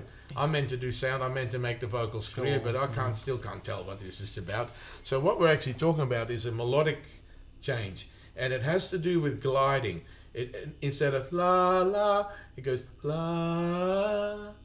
That does it already. Mm-hmm. And that's why slide guitar works really well. Oh, yeah. All slide guitarists will tell you how it affects women. They come up after the show and tell them all about it. Yeah, I mean, I've played a couple of original songs that I wrote to an ex, I suppose, and tears came flooding out, and music and sound are very powerful. I started looking into frequencies and how frequencies work and how sound can break glass and things like that. And sound can also be used to lift things. And there's this theory that the ancient civilizations used sound to lift heavy objects. I've never heard of that, but I have recently heard of the riot police use of sound. Oh yeah, and I think what it does is it releases your bowels. Ah well, that was the original one, the low 7 hertz one, but people keep disputing that. But what is not disputed is the current riot police all around the world having a weapon that narrowly shoots sound at someone that is so painful that all they can do is leave. So the thing is, though, it gets operated by people who may not know how much damage they can do and whether this actually hurts someone's hearing permanently. And I reckon they should stick to water cannons, like a water cannon is bloody obvious, it's uncomfortable, people don't want to get wet, but let's not blow people's but ears it works. Because they're demonstrating. But that's exactly. happening. I overcame tinnitus 3 times. What did you have? Tinnitus. Tinnitus. Oh, you mean it's left you? Yeah. Oh, well, with me it only gets worse. So I overcame it by listening to frequencies, natural frequencies like rain, wind, things like that. Okay. And also tones like alpha, beta. Well, what they tones. do is they subscribe listening to other sounds to people with tinnitus, but I thought it was just all about masking the tinnitus. No, what I found is that, and I've had it 3 times quite badly, and I have been to the professionals and all of that, but I've overcome tinnitus 3 times just by kind of resetting my brain in a way with natural frequency. And it worked for me anyway. So if you're out there and you've got tinnitus, go on YouTube. And now, I mean, when I found out about this, I had a cassette tape. Someone gave me a cassette tape with the sound of rain and some tones, and it took me about a week, but it worked. And I had really bad tinnitus. Then it happened to me again, and my girlfriend at the time bought me a Sounds of the Australian Bush CD. It's lovely. And so I listened. Kookaburras. Yes, I listened to that, and eventually the tinnitus went away. Okay. And then by then, YouTube was just full of these kind of videos with all these frequencies. And now you can actually look up tinnitus or tinnitus frequencies and all these sort of things. So I don't know, from my point of view it works, but it also shows you how powerful sound can be, but how fragile your ears are. I've seen imitations of emulations of what tinnitus sounds like, and I've seen them, I heard them, and they're all different types. There's ones that actually are intermittent ones, like oh really? So the one that I know that I have is a constant sound that reminds me of the old tube television set. You used to turn on the TV set when it was still a tube, and it would whine. That whining I've got, and if I stick my fingers in my ear, it used to be as loud as the low sound. You stick your fingers in your ear, you hear your own blood rush, but now it's much louder, and it's about twice as loud as the blood rushing. So the time it really saddened me the most is when I paid for 4 classical orchestras. I was in Amsterdam and I went to the Concertgebouw, which is the main concert hall there that you hear it mentioned on the ABC classical station every day. Great recordings are made there. So I'm sitting there listening to violins being played, and here comes the quiet section. They were much softer through in that room than my tinnitus was roaring in my head. Wow. Of course, I'm a live sound mixer for pop music and rock and roll, so I don't have a problem then, but that is what caused it. And at home I sleep now with the radio on, with music on. Me too. So it doesn't have to be so exposed. Yeah, that's another way of getting around it. But I remember it being very maddening when you're about to go to sleep because everything's quiet, and that's when it starts resonating through your brain. But yeah, having something on in the background helps and that kind of thing. But I would I'll send you some links and you can let me know what you think. I'm interested, but I must say, by ignoring it, I sort of get by. Oh, look, I think that's the strategy a lot of people take, Still love music anyway. Yeah. But we have to be careful, And as far as my hearing loss, that's always worth talking about, being an old sound guy. I've got a measured hearing loss that is frightening at the threshold of hearing. So you go and have your ears tested, and they give you this little graph, and you go, I've got no hope doing sound for other people. But what they're really talking about is your response at the whisper quiet volume. In other words, they take a little sound down to its minimum where you don't hear it anymore, and you go, yeah, that's where it is. And in that line, the threshold of hearing, I have a big dip at 4K, which is industrial hearing loss. Right. What they don't tell you is that when sound gets louder, that dip doesn't move up, it flattens out. So how do I find that out? Well, ask the same audiologist to send you beeps till it hurts. And they turn it up and, that hurts a little bit, and they put a cross there, and you get a straight line. And that means that your hearing inside has lost its ability to hear real soft sounds because you've overdone it, but the real loud sounds, it hasn't destroyed that. And that's crucial for someone who's mixing. Typical band is 100 dBA. When I mix there, I don't mix 4K too loud. Right. But if I was going to mix for people at 65 dB, which nobody does, the lowest that I mix is about 96. It's 96 to 100. But at 65 dB, which is roughly the talking we're doing now, I might put too much treble in for my taste. The only other thing that happens when you're old is you lose your last octave. It's only one octave because you can hear about 5 or 6, but between 10,000 and 20,000 isn't there anymore. Really? I may be able to hear 12, but really it's slowly becoming even less than that. Wow. So it is possible, especially with condenser microphones, to put a mic up where it feeds above 10K. So what do? I just ask somebody else, I said, do you hear any feedback? And if there's no one there, the whole lot above 10K goes off. Because you can usually tell if feedback is being distributed because everyone cringes or something. Well, yeah, but it's like above 10K is sort of noticeable, but not as bad as lower ones. But of course you can have an RTA, a real-time analyzer, and see it. But I don't take any risk with just a solo vocal mic or a solo little instrument mic. Above 10K it goes off if no one there can tell me whether it's feeding back. So I'm sacrificing the air in the recording through a PA. Now I wouldn't do that in a recording because that air is sort of precious in its information about the space, but you are already in a space. So what you call air in a recording studio, amplified through a PA, you may be able to do without it rather than risk feeding back over 10K if you're an old bloke like me. I think you'll be okay, mate. I can still do it, but partly is I do it for people my age as well. Yeah, right. So, see, what the other thing that happens is your hearing mechanism becomes less flexible. Yeah. So a super loud sound hurts. So I hurt earlier than when I was younger. Right. So I mix probably slightly safer than when I was younger, which suits other people with the similar physical problem or situation. Yeah, I mean, there's so many devices now. I mean, Roland have been making musical devices for a long time.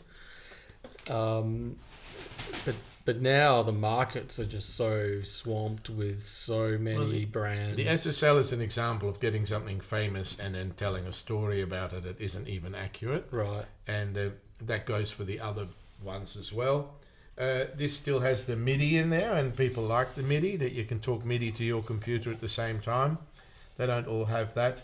What they also do is they give you a packet of software. But I just bought this thing, right? I opened boxes and what software? There is no software. What there is a serial number. And you go to the website, but they don't just want the serial number, they want your whole life story. Information. So they can hassle the fuck out of you about future purchases. Spam and sell your information to hackers and whatever. And they say all this free software that comes with it. You go, but that's already free. Yeah. I could already download that without having bought that thing. I That's think the sort of bullshit that goes on. Yeah, look, there's all these marketing strategies involved now because, the digital experience is completely different. So this current SSL thing says you get the free Pro Tools, the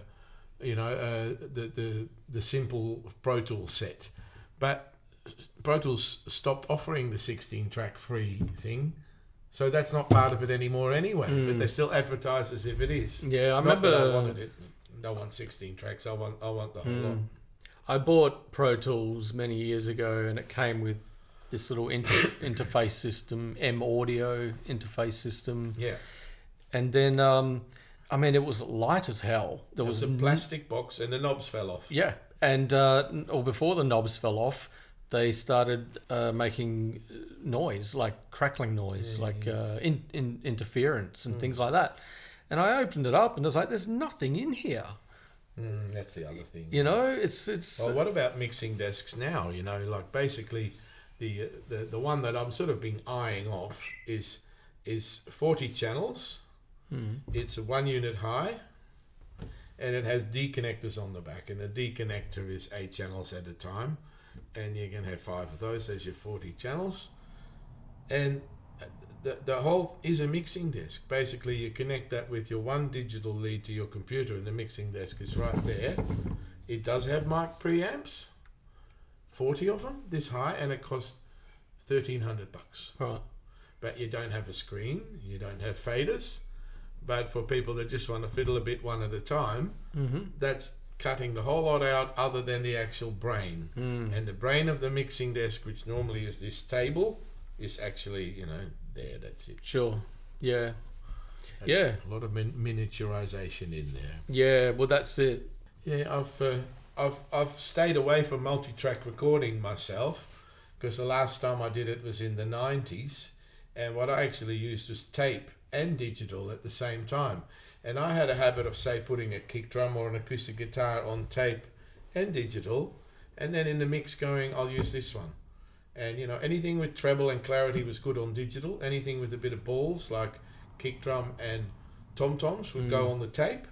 But you couldn't really put the cymbals on digital and the tom-toms on the analog, because they didn't combine well. So once you like most of the drum kit, you need to take the cymbals on the tape as well. But that's how carefully I was listening to it all. I enjoyed it, but a lot of time went into it. Yeah. And some of my friends all wanted me to do it for them. And after a while, I just thought, well, I can't charge money for this.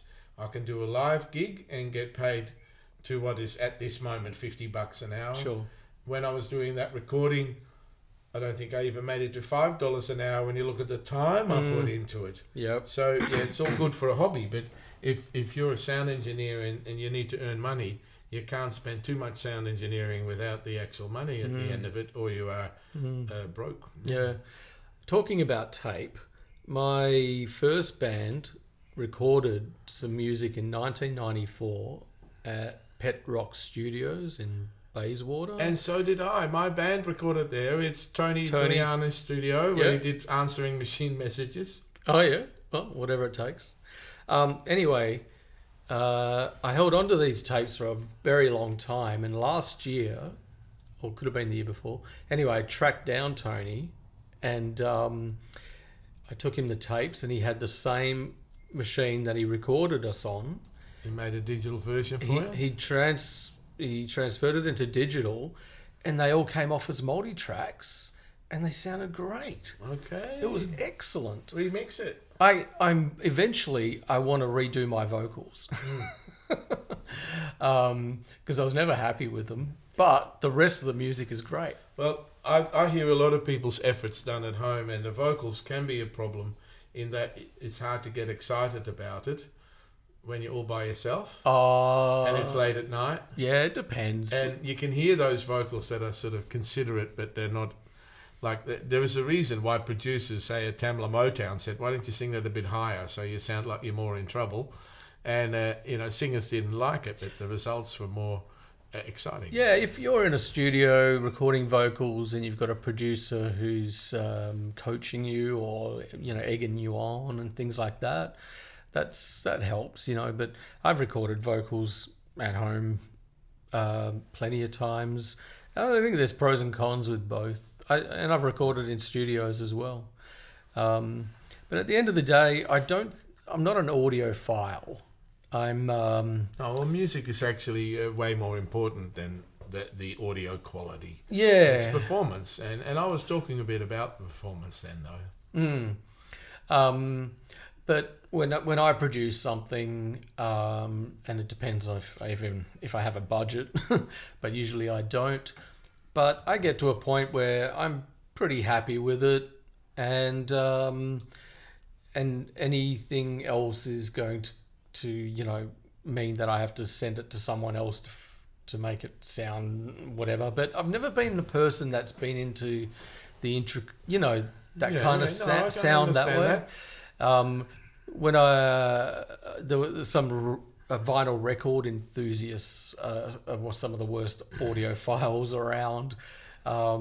They, have to have that particular needle with that particular record player and all that kind of thing. Oh, yeah. And then they sit down and it's a hobby in itself. Yeah, and all that. But for me, it's about what music and sound makes you feel. If I could explain it, the song Hallelujah has been overdone a lot. The one from, Mr. Buckley. Leonard Cohen did it first. Yeah, he wrote it. And he wrote it about a woman that he saw through his window, and he said, hallelujah. How beautiful is that? And then the last verse, I think, is quite a sexual verse. And I've had, children sing this at song contests, and mum makes sure that they don't sing the last verse, because then the sort of penny drops that perhaps this is not a spiritual song. Yeah. So I laugh at that, and then I'm sitting at home soldering, and through my little transistor radio comes the voice of Katie Lang, and she sings Hallelujah, and I start to tear up. Mm-hmm. Mm-hmm. And the song has already been worn in my brain. Doesn't matter. She sings it so well. Now, what is that whole thing? Recording comes through a 4-inch speaker. That's not an audio file representation of nothing. That is just purely the performance of her voice. And it's the bending of the notes. That's her singing. Well, on that note, what about live orchestra performances? I was fortunate enough to date a harp player. Oh. And she played in the West Australian Symphony. Symphony? I know one. What's her name? Michelle? No, there's only two. It's the other one. Okay. Anyway, so I used to go to these WA Symphony Orchestra gigs at the concert hall. And I'd never really been introduced to that in that way. Mm-hmm. And I was front seats or in the tiers. And there's no amplification. The venue is built for resonating sound. Certainly. And I think they may have one microphone in the center of the room hanging from the ceiling. I think I might have seen. They've got the whole sort of network of things, usually on a frame for recording. But I doubt if The one microphone may get used to go to the dressing rooms, but not to amplify in the room. No, but I always wondered what that was for. But Dressing rooms, right? So they know where it's at. So when they have to come on. Oh, wow, cool. But there's an example of live music that's not amplified at all, because it relies on the architecture of the venue. There's incredible contrasts in all of that. Now, this went all the way through to jazz. So in jazz, you have clarinets in the front row and trumpets in the back, because they're loud. Right. The clarinet isn't that loud, so you turn that microphone up, you get the trumpet from far away down it. Oh, okay. So if you're going to amplify the whole lot, let's put the clarinets at the back and the trumpets at the front, and you get a much better signal. I've never worked with anyone like that, because that's not traditional. Right. And for the same reason, I would like to put the drum kit out front of the singer and have the singer behind the drum kit. Nobody does that, but it would be better for the stupid spill you get down the vocal. Right. The best way I've done classical orchestras is where people are willing to get up from their seat and walk towards the mic. Right. Okay. Because that way you just have the thing acoustic, but if somebody wants the lift of a microphone, they walk towards it and play their solo. And that's how they did it in the past. Interesting thing is that when people say this room has got excellent acoustics, most people say that, and seem to be unaware that excellent acoustics for classical music is quite different from amplified music. Amplified music, you're grateful if it doesn't have a long reverb time. The reverb time is how long it takes to drop down 60 dB.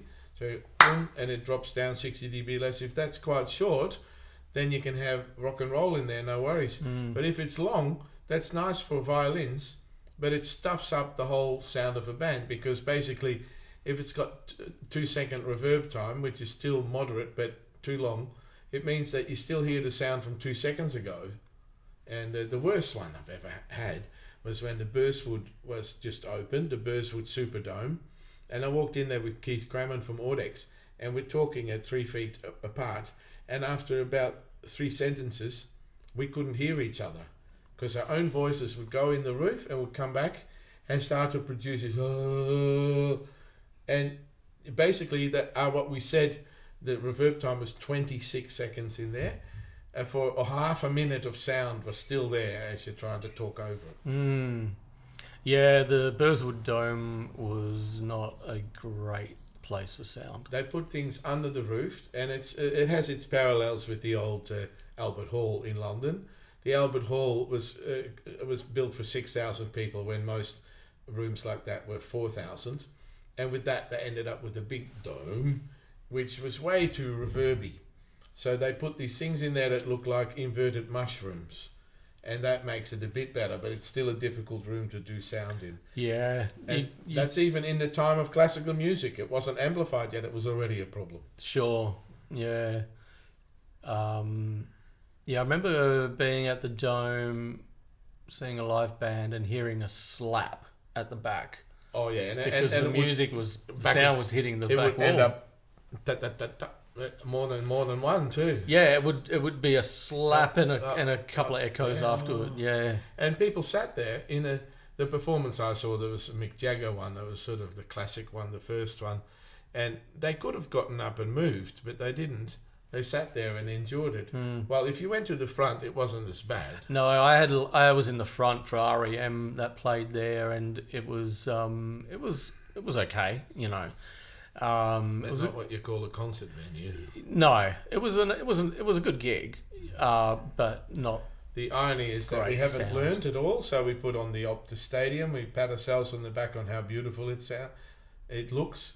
By the way, there's Aboriginal words on the outside, and I did one of the opening things there with Guy and Gina, and they translated the words, and they used the word spirit in some sort of quote. Unfortunately, that's the Albany Aborigines, but the Perth ones read that as devil. Oh, no. So instead of spirit, it says devil on the outside. Oh. Not if they've fixed that yet, but anyway. So that Ed Sheeran came as one of the first performers in the Optus Stadium. Oh, yeah. And what is he? A man with an acoustic guitar. Yeah. People didn't say it sounded good. They were all complaining about the sound. I saw U2 there. I saw Queen there. they were all fairly disappointing. Really? Yeah. So that's because too much has been spent on aesthetics and not enough on detail. It's not money, it's consideration. Right. Like, if you really want a stadium to sound good, just ask anybody how far can you get with the stadium and making it sound okay, and you can get better than what they have. But there's also the consideration perhaps that you shouldn't play those places. Yeah. I always wonder who's involved in those negotiations, and then the band gets here. Once it becomes hundreds of thousands, that is the overbearing thing and not how it sounds. And the bands themselves, they will say that they like a large indoors place better than that. But of course, once they get used to it, the Rolling Stones and that seem to just keep going and going, and people are happy enough to go and pay for it. But say the Rolling Stones have usually 3 rigs going as well, so it takes 2 weeks to build the bloody thing, while they do a show every 2 or 3 days. So there's one being still taken down from the other day when they're playing, and there's one being built for them already. And that we're talking staging, and then the very last thing that does go from town to town is sound and lights. But the staging is a big thing. Sometimes takes 2 weeks to complete that. Oh yeah, I know. I worked for Big Day Out. Oh, you know what? Yeah, 2 to 3 weeks, the whole thing. But yeah, the people in Perth have said things like, "We like the sound of the entertainment centre." Well, every artist had a different PA. The most dramatically different, I remember, was when Australia had 8 big systems, and like Bob Dylan was touring and so on. And we didn't have more than 8 systems, and we had another concert in Perth. And what landed here in Perth was Russian planes, the Tupolevs, which are the biggest cargo planes in the world, and out came a truck from Europe with the sound equipment in it and started their Australian tour here in Perth with their, I don't know if they were even the right-hand drive or left-hand drive vehicles. Okay. And they just took a whole PA through the country that wasn't based in Australia. Right. And that has happened. Fleetwood Mac did that, and so did Cliff Richard. Oh, okay. And that wasn't just sound with them, it was sound from another part of the world. Amazed me. Did you see the recent ABBA reunion and how they... Well, I've read about it. I saw some of it online, and it looked cool, It looked pretty real. And then the testimonies of people that attended the concert was that it was pretty mind-blowing. But I like the way that they used the technology to do what... They themselves weren't sure whether this is a goer, but if it is a goer, for a start, if it's like that, you can have multiple shows. In other words, you can have them in 10 parts of the world simultaneous. Imagine the money stream coming in from that. Yeah. Then they don't have to go out at all. They've just done it once. Well, yeah, that's it. I really like the idea of holograms, live holograms. Did you follow the 2-pack one when it happened? I did, and there was someone else, wasn't there? There was 2-pack, but was Elvis hologram, or was Elvis just movies? But see, having the artist sing on a video screen with the band was already a goer. But the 2-pack one, what I really took notice of is that a hologram supposedly takes a picture from all sides. Yes. And then it, in a computer, can give you 3-dimensional moving. The 2-pack's original footage wasn't from all sides, it was just flat. And then it was extrapolated to become a 3-dimensional. And people at the time said, well, if you can do this with that, you can do it with the Jimi Hendrix one. Well, Jim, you can bring Jim Morrison back. And, this is the problem with young bands trying to get onto classic hits radio. They can't get in because all the old songs are on. Next, they're going to not be able to play a gig because all the old blokes have been brought back to life. Resurrected. I like that idea, though. I want to see it, but then I feel sorry for the ones making new music. There's always going to be challenges, I suppose. But, so where do you see the future of sound? Well, unfortunately, sound isn't all that well catered for by the average person. We're all visual people.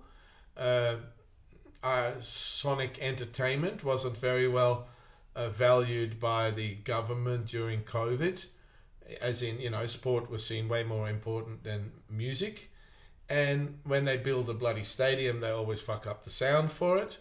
And when there's budgets, or like no one really, like when the Perth Arena was being built, who was the sound person on the board for that? I only know one person that was asked in the industry. It was a lighting guy. Right. Yeah. So sound is not important enough. What I teach my students at TAFE is, I said, you may be the new generation of people who gets into people's brain and awareness enough to have you on the original meetings for a tour. So when U2 meets for a tour, they have all these brilliant ideas for what they're going to hang in the air in the way of props, whether it is like a big lemon with an olive or whatever. But then they don't ask the sound people nothing till after it's all been decided. Sound person should be there at that moment and being asked, what's the best way to get the best sound, and then put the whole thing around it. Yeah. And theatre shows are the same. Sound should come first. In my book, it should always come first, because if we're talking about music anyway. So if people aren't aware of that, and sound is put on as a last thought of thing, it won't really improve. That skinny PA I was talking about, the line array, doesn't sound better than the old system really, but it does take up less real estate, less space in the truck, less fuel. And at the time, they said, right, we've got to save on fuel. We can't have those big systems anymore. But the number of trucks for the tours got bigger because of the video screens. So in the end, the amount of money saved was spent on something else. Yeah. See, I've got another problem with small microphones. The small microphones that they want to hide on someone's face, they don't sound any good unless you stick them right in front of their gob. And then to stop the breath noise, you've got to put a filter on it about as big as a normal mic, so it's no small mic anymore. So you can't have a small mic, but they persist. And then you have breath popping sounds and early feedback as well, and all that because it looks a certain way. I hate that. Well, I've put those on people before, but they're mainly people who are just doing spoken word or presentations. No problem if they're not singing over a rock band. Exactly, yeah. Talking, fine. And sound quality, if you listen to it on TV, they sound fantastic. It's not the sound quality, it's the fact that the microphone picks up the voice not as loud and picks up the speaker in the room. No speaker in the room, well, that's okay. Where's it going with sound? Well, people have often speculated that it's going into headphones, right? And what they've done is they've given people headphones and control on their phones. Now you can't plug into your phone because your phone doesn't get the music in time. But you can use normal transmitters and radio receive. And if you've got enough of them for your audience, they can all listen to radio, not Bluetooth. Bluetooth has got a delay on it, or unpredictable delay depending on what else is on in the air in Bluetooth. So, but your phone can have the control to it. So they've already had ones where you can have stems, which is basically drums, guitars, keyboard, vocals, whatever, and you can sit there do a bit of a mix to yourself in your ears. But having experiment a lot for myself with in-ear monitors, I like to stand in front of a real live guitar stack and make the house tremble. Well, not in your ears. In your ears, it's sort of like it's Barbie. Barbie does pop. Right. So it ain't rocking the way it used to be. It may well go that direction because it's so controllable. But I hope that we always have room for allowing music to breathe. In other words, the thing that makes sound, the drum kit or the guitar or the bass amp, has got space between you and it, and it's air. It's not like directly taken out the back and jammed in your ear holes. Not the same charm to it for me. Yeah, I look forward to more advancements in technology to do with sound and film and things like that. It's definitely got to a stage where technology has allowed anybody to grasp a sound device. The cost of making movies technically has come down. Of course, if you want to use lots of people for it, they cost money, but the equipment is less. Yeah. And the cost of sound is unbelievably less. Like an album in the 60s would be done in a studio that cost, way more than a house. Yeah. And now what you record on is way less than a house. Here's Songs. another one. People like things at the touch of a button, don't they? Yeah. So these currently produced sort of non-pro mixing products are like a mixer, for instance. You buy a cheap Behringer or a Yamaha mixer. It has a little library program where you can go, for a saxophone I do this, for a kick drum I do that. And that's what the customers asked for. They want little patterns to put. Like for a tom-tom, it's a floor tom. I'll push this button and now it sounds good. Yes. Or compressor. Compressor normally has about 6 controls. No, we got one with 1 knob. Exactly. Yeah. And it's not really how it works, but it is how it sells. The irony is that if you want to sell a little audio product, the people that are buying it don't know much about audio. They just want to hear certain things. So they ask people who don't know what they want. And that will be the description of the unit. Right. The ones that actually are using it professionally say, we want it to be this, but that may not be what all these not yet educated people have asked for. So I already had that experience, say, 20 years ago, where I go into a music shop and I slowly spin around 360 and I go, nothing in this music shop. I don't want... Oh, there's a second-hand Ampeg bass amp. Great. That's it. But the rest of it, pictures of Zakk Wylde, who's the guitarist of Ozzy Osbourne. He apparently uses this special little plastic little box with his name on it. In reality, whether he uses it or not, see, everything gets sold like being associated with someone that they all admire. And it's... I admire Yamaha for not using famous people to sell their electric guitars, but it's a great cost because this is how you can find a good guitar. If anyone ever listens to this part of it, the Yamaha guitars that cost about the same as the Fender Squiers are in Perth for about $100 on the $150 tops second hand on Gumtree or Trading Place, and no one knows how good they are. They're as good as anything. They're fantastic. They're as good as any Fender. But no one seems to know because there is no advertisement that says a famous person plays a Yamaha electric. The acoustics do better, but that's because Yamaha acoustics and schools have a connection. And so a Yamaha electric. Pick one up and be the Kurt Cobain that introduces that to the world, after whom everyone wanted a Jaguar or something. Sure. A Mustang. Yeah. How about sound on advertising? Because there's many times where an ad pops up and it's much louder than the show you're watching or whatever you're listening to. Very good point. And we've just come to that point on SoundCloud. SoundCloud is my favorite thing to post things on. I have a limit of 2 hours of music I put on there. I just take music off to put new music on. I don't pay more. But now it's come with ads. And it has done it. It made the ads super loud. Well, of course, not all... That's because you haven't mastered it, So on the television, it's not as bad as it used to be. And on one of the problems I had when I had iPods, people would have their iPod and we play that music through the PA, is that some records were louder than others. But Spotify has fixed it. And of course, iTunes fixed it.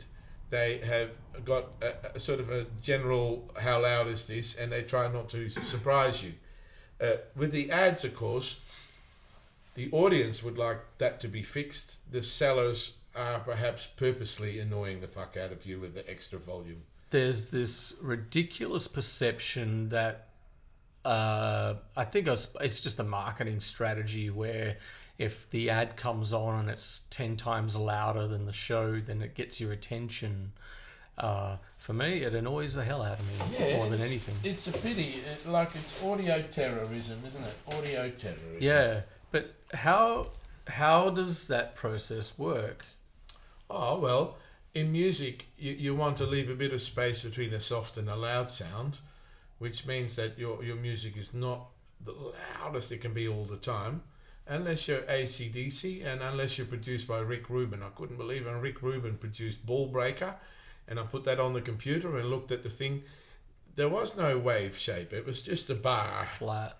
and it sounded super dry too. It didn't have space. Okay. So that was a style, and people perhaps liked it, but they didn't go back to Rick Rubin either. Yeah, right. And so that was AC/DC maximized. I bet you if you play that after any ad, it's going to be just as loud. And the ads don't have to have these musical considerations.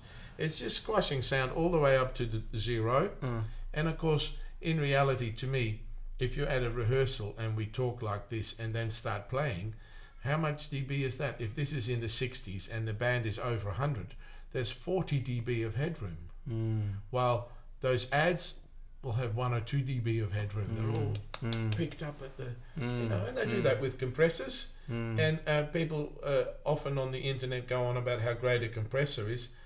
I find a compressor allows music to become something that is yelling in your face. And I like things to be singing at some distance rather than right in my... Well, no, you're right. So what I would use the word imposing if an ad comes on and totally dominates the environment.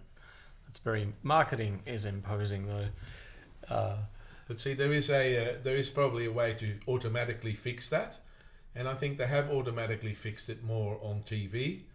I haven't noticed it, but of course, if you're in the middle of a movie and it happens to be a soft part, and then the ads come in. It depends if it's a broadcasted, like traditionally broadcasted program, or I watch a lot of YouTube, and there's all sorts of different sound levels on all sorts of uploads. If you're producing for that, play all your favorite ones. I'd go straight to Rick Beato. He's my favorite YouTuber. And go, am I as loud as him? Oh, okay. And just make it the same as what he does. Whack a compressor on yours. But what I'm finding is that some YouTube or all YouTube channels have these little intros, and the intros are louder than the actual show, you know?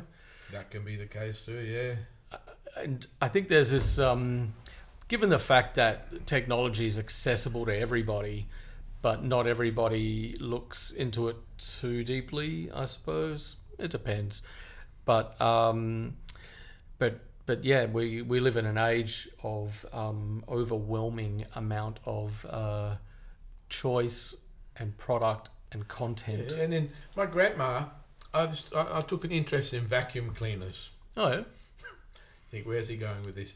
And I realised that she had at least 5 Electroluxes over 30 years. Now, the Electroluxes last 20, 30 years, but she had 5 of them. Why was this? A handsome young man would come to the door and wouldn't leave till he fucking sold her another one. And she generously gave her used one to her daughters, to her grandchildren, whatever. And that's what all these ads are to me. They're like people with their foot in their door.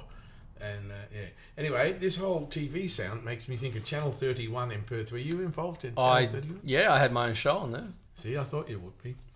And I turned that on the moment it started, right? Because I took great interest in it. It used to be upstairs somewhere at the ECU, and just where I was teaching sound at the time for Whopper, just above there in a building beside it. I don't know if it started there where... I think it started there, and then when I was involved... Went to Bayswater or something? Belmont, that's it, yeah. Yeah. Okay, so I never went to Belmont. No, I didn't mind have gone there. But anyway, I tried to help him because I had all this old sound equipment. I donated stuff. I thought of sending my students there because my students are sound students and I just do live sound. But this is TV sound's also important. I decided not to in the end, but what I saw was, or what I heard was incredibly entertaining in the wrong way. They did things like put a movie to air, but accidentally another movie that was playing in the control room sound would be added to leak. It. No, it wouldn't just leak. It would be completely replaced with the wrong sound. Oh. But we can make a bigger mistake than that. Okay, if you have 2 balanced jacks, tip ring sleeve, you pull one out like this, one click, you have left and right out of phase. That means that all you can hear when they're both on, you can hear the difference between them, but there's nothing. What's in common is gone because it's out of phase. So this is what would happen. You turn on your TV and you'd see people talk, but unrelated to that sound, you hear, And you go, shit, what's that? You turn it up and you can sort of hear, you go, that's not even that movie. Anyway, I walk out of the room, go and have a piss out the back, and suddenly my sound system starts exploding in the living room. I come running back, turn it down, and what it is that the ads have just come on, but they were in phase. So I had turned it up to hear this out of phase swizzly thing, and whammo, the ads came on. And I thought, how many people around Perth have just had their speakers blown by this sort of stuff? Yeah. And so I went to the control room not long after, and there was two guys, both with their feet on the table or the mixing board or whatever they had there, and they were throwing little bits of paper at each other through the air. They weren't even looking at nothing. And also had a show, the interview show with a row of mics. And all those mics, they went into a passive mixer, which is a mixer that is like, hasn't got power to it, just has volumes, right? But then the speaker for it was a little speaker like that, but it was up there. But there was another one there, but that one was broken. And that was how they did sound for a show. My TV show, I produced it at home, put it on tape. Was it mini tape? What are those little tapes called? Mini D?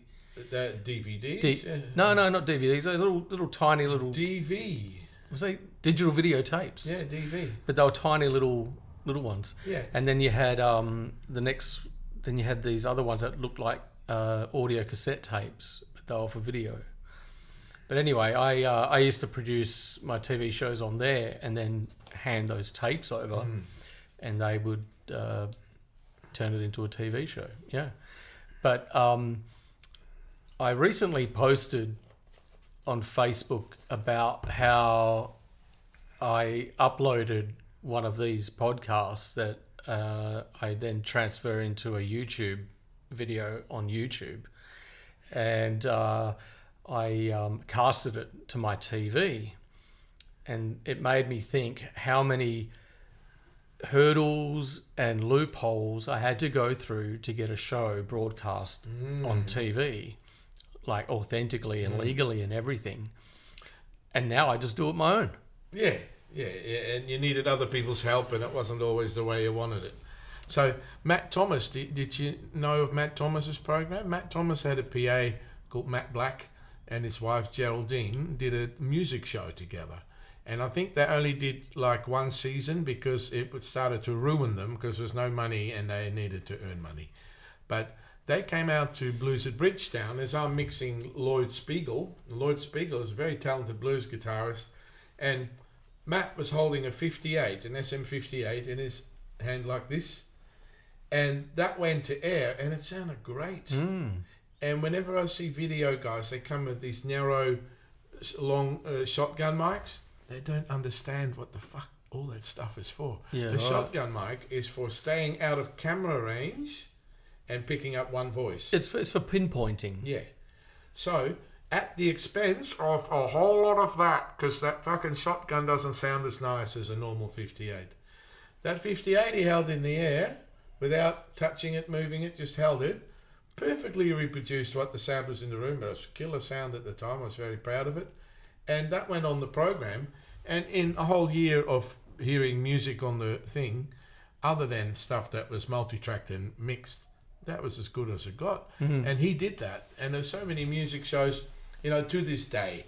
I sit there with my TV on and the sound off, and I go, oh, there's a bit of music. And as I turn it up, guess what I get when I turn it up? No music. The person presenting it talking over the top of it, and it's just finished. In other words, it's only there for about 20 seconds, and while it's there, we just see the picture and we talk over the top. And that to me goes, yeah, we're dealing with a whole organization of people who don't understand the value of music and what it is. That's like going to a restaurant and we talk about it, but we don't eat. Yeah, right. Hey, I should go. Yeah, okay, well... it's been long, hasn't it? It has. What have we got? It's almost 10 to 4 and we started at 1. The last time 4 was 3.5 or something. I know. Well. It doesn't even feel like it though. But thank you for taking an interest at all in hearing me talk. Oh, it's always a pleasure, Rick. Good on you, mate. I had heaps more to say, but we'll come back. It gets ridiculous. No, we'll get you back for part 3. It's a ridiculous subject that because my whole life has been soaked in it. Yes. I can really get to the depth of it. There's heaps more to say about Woodstock.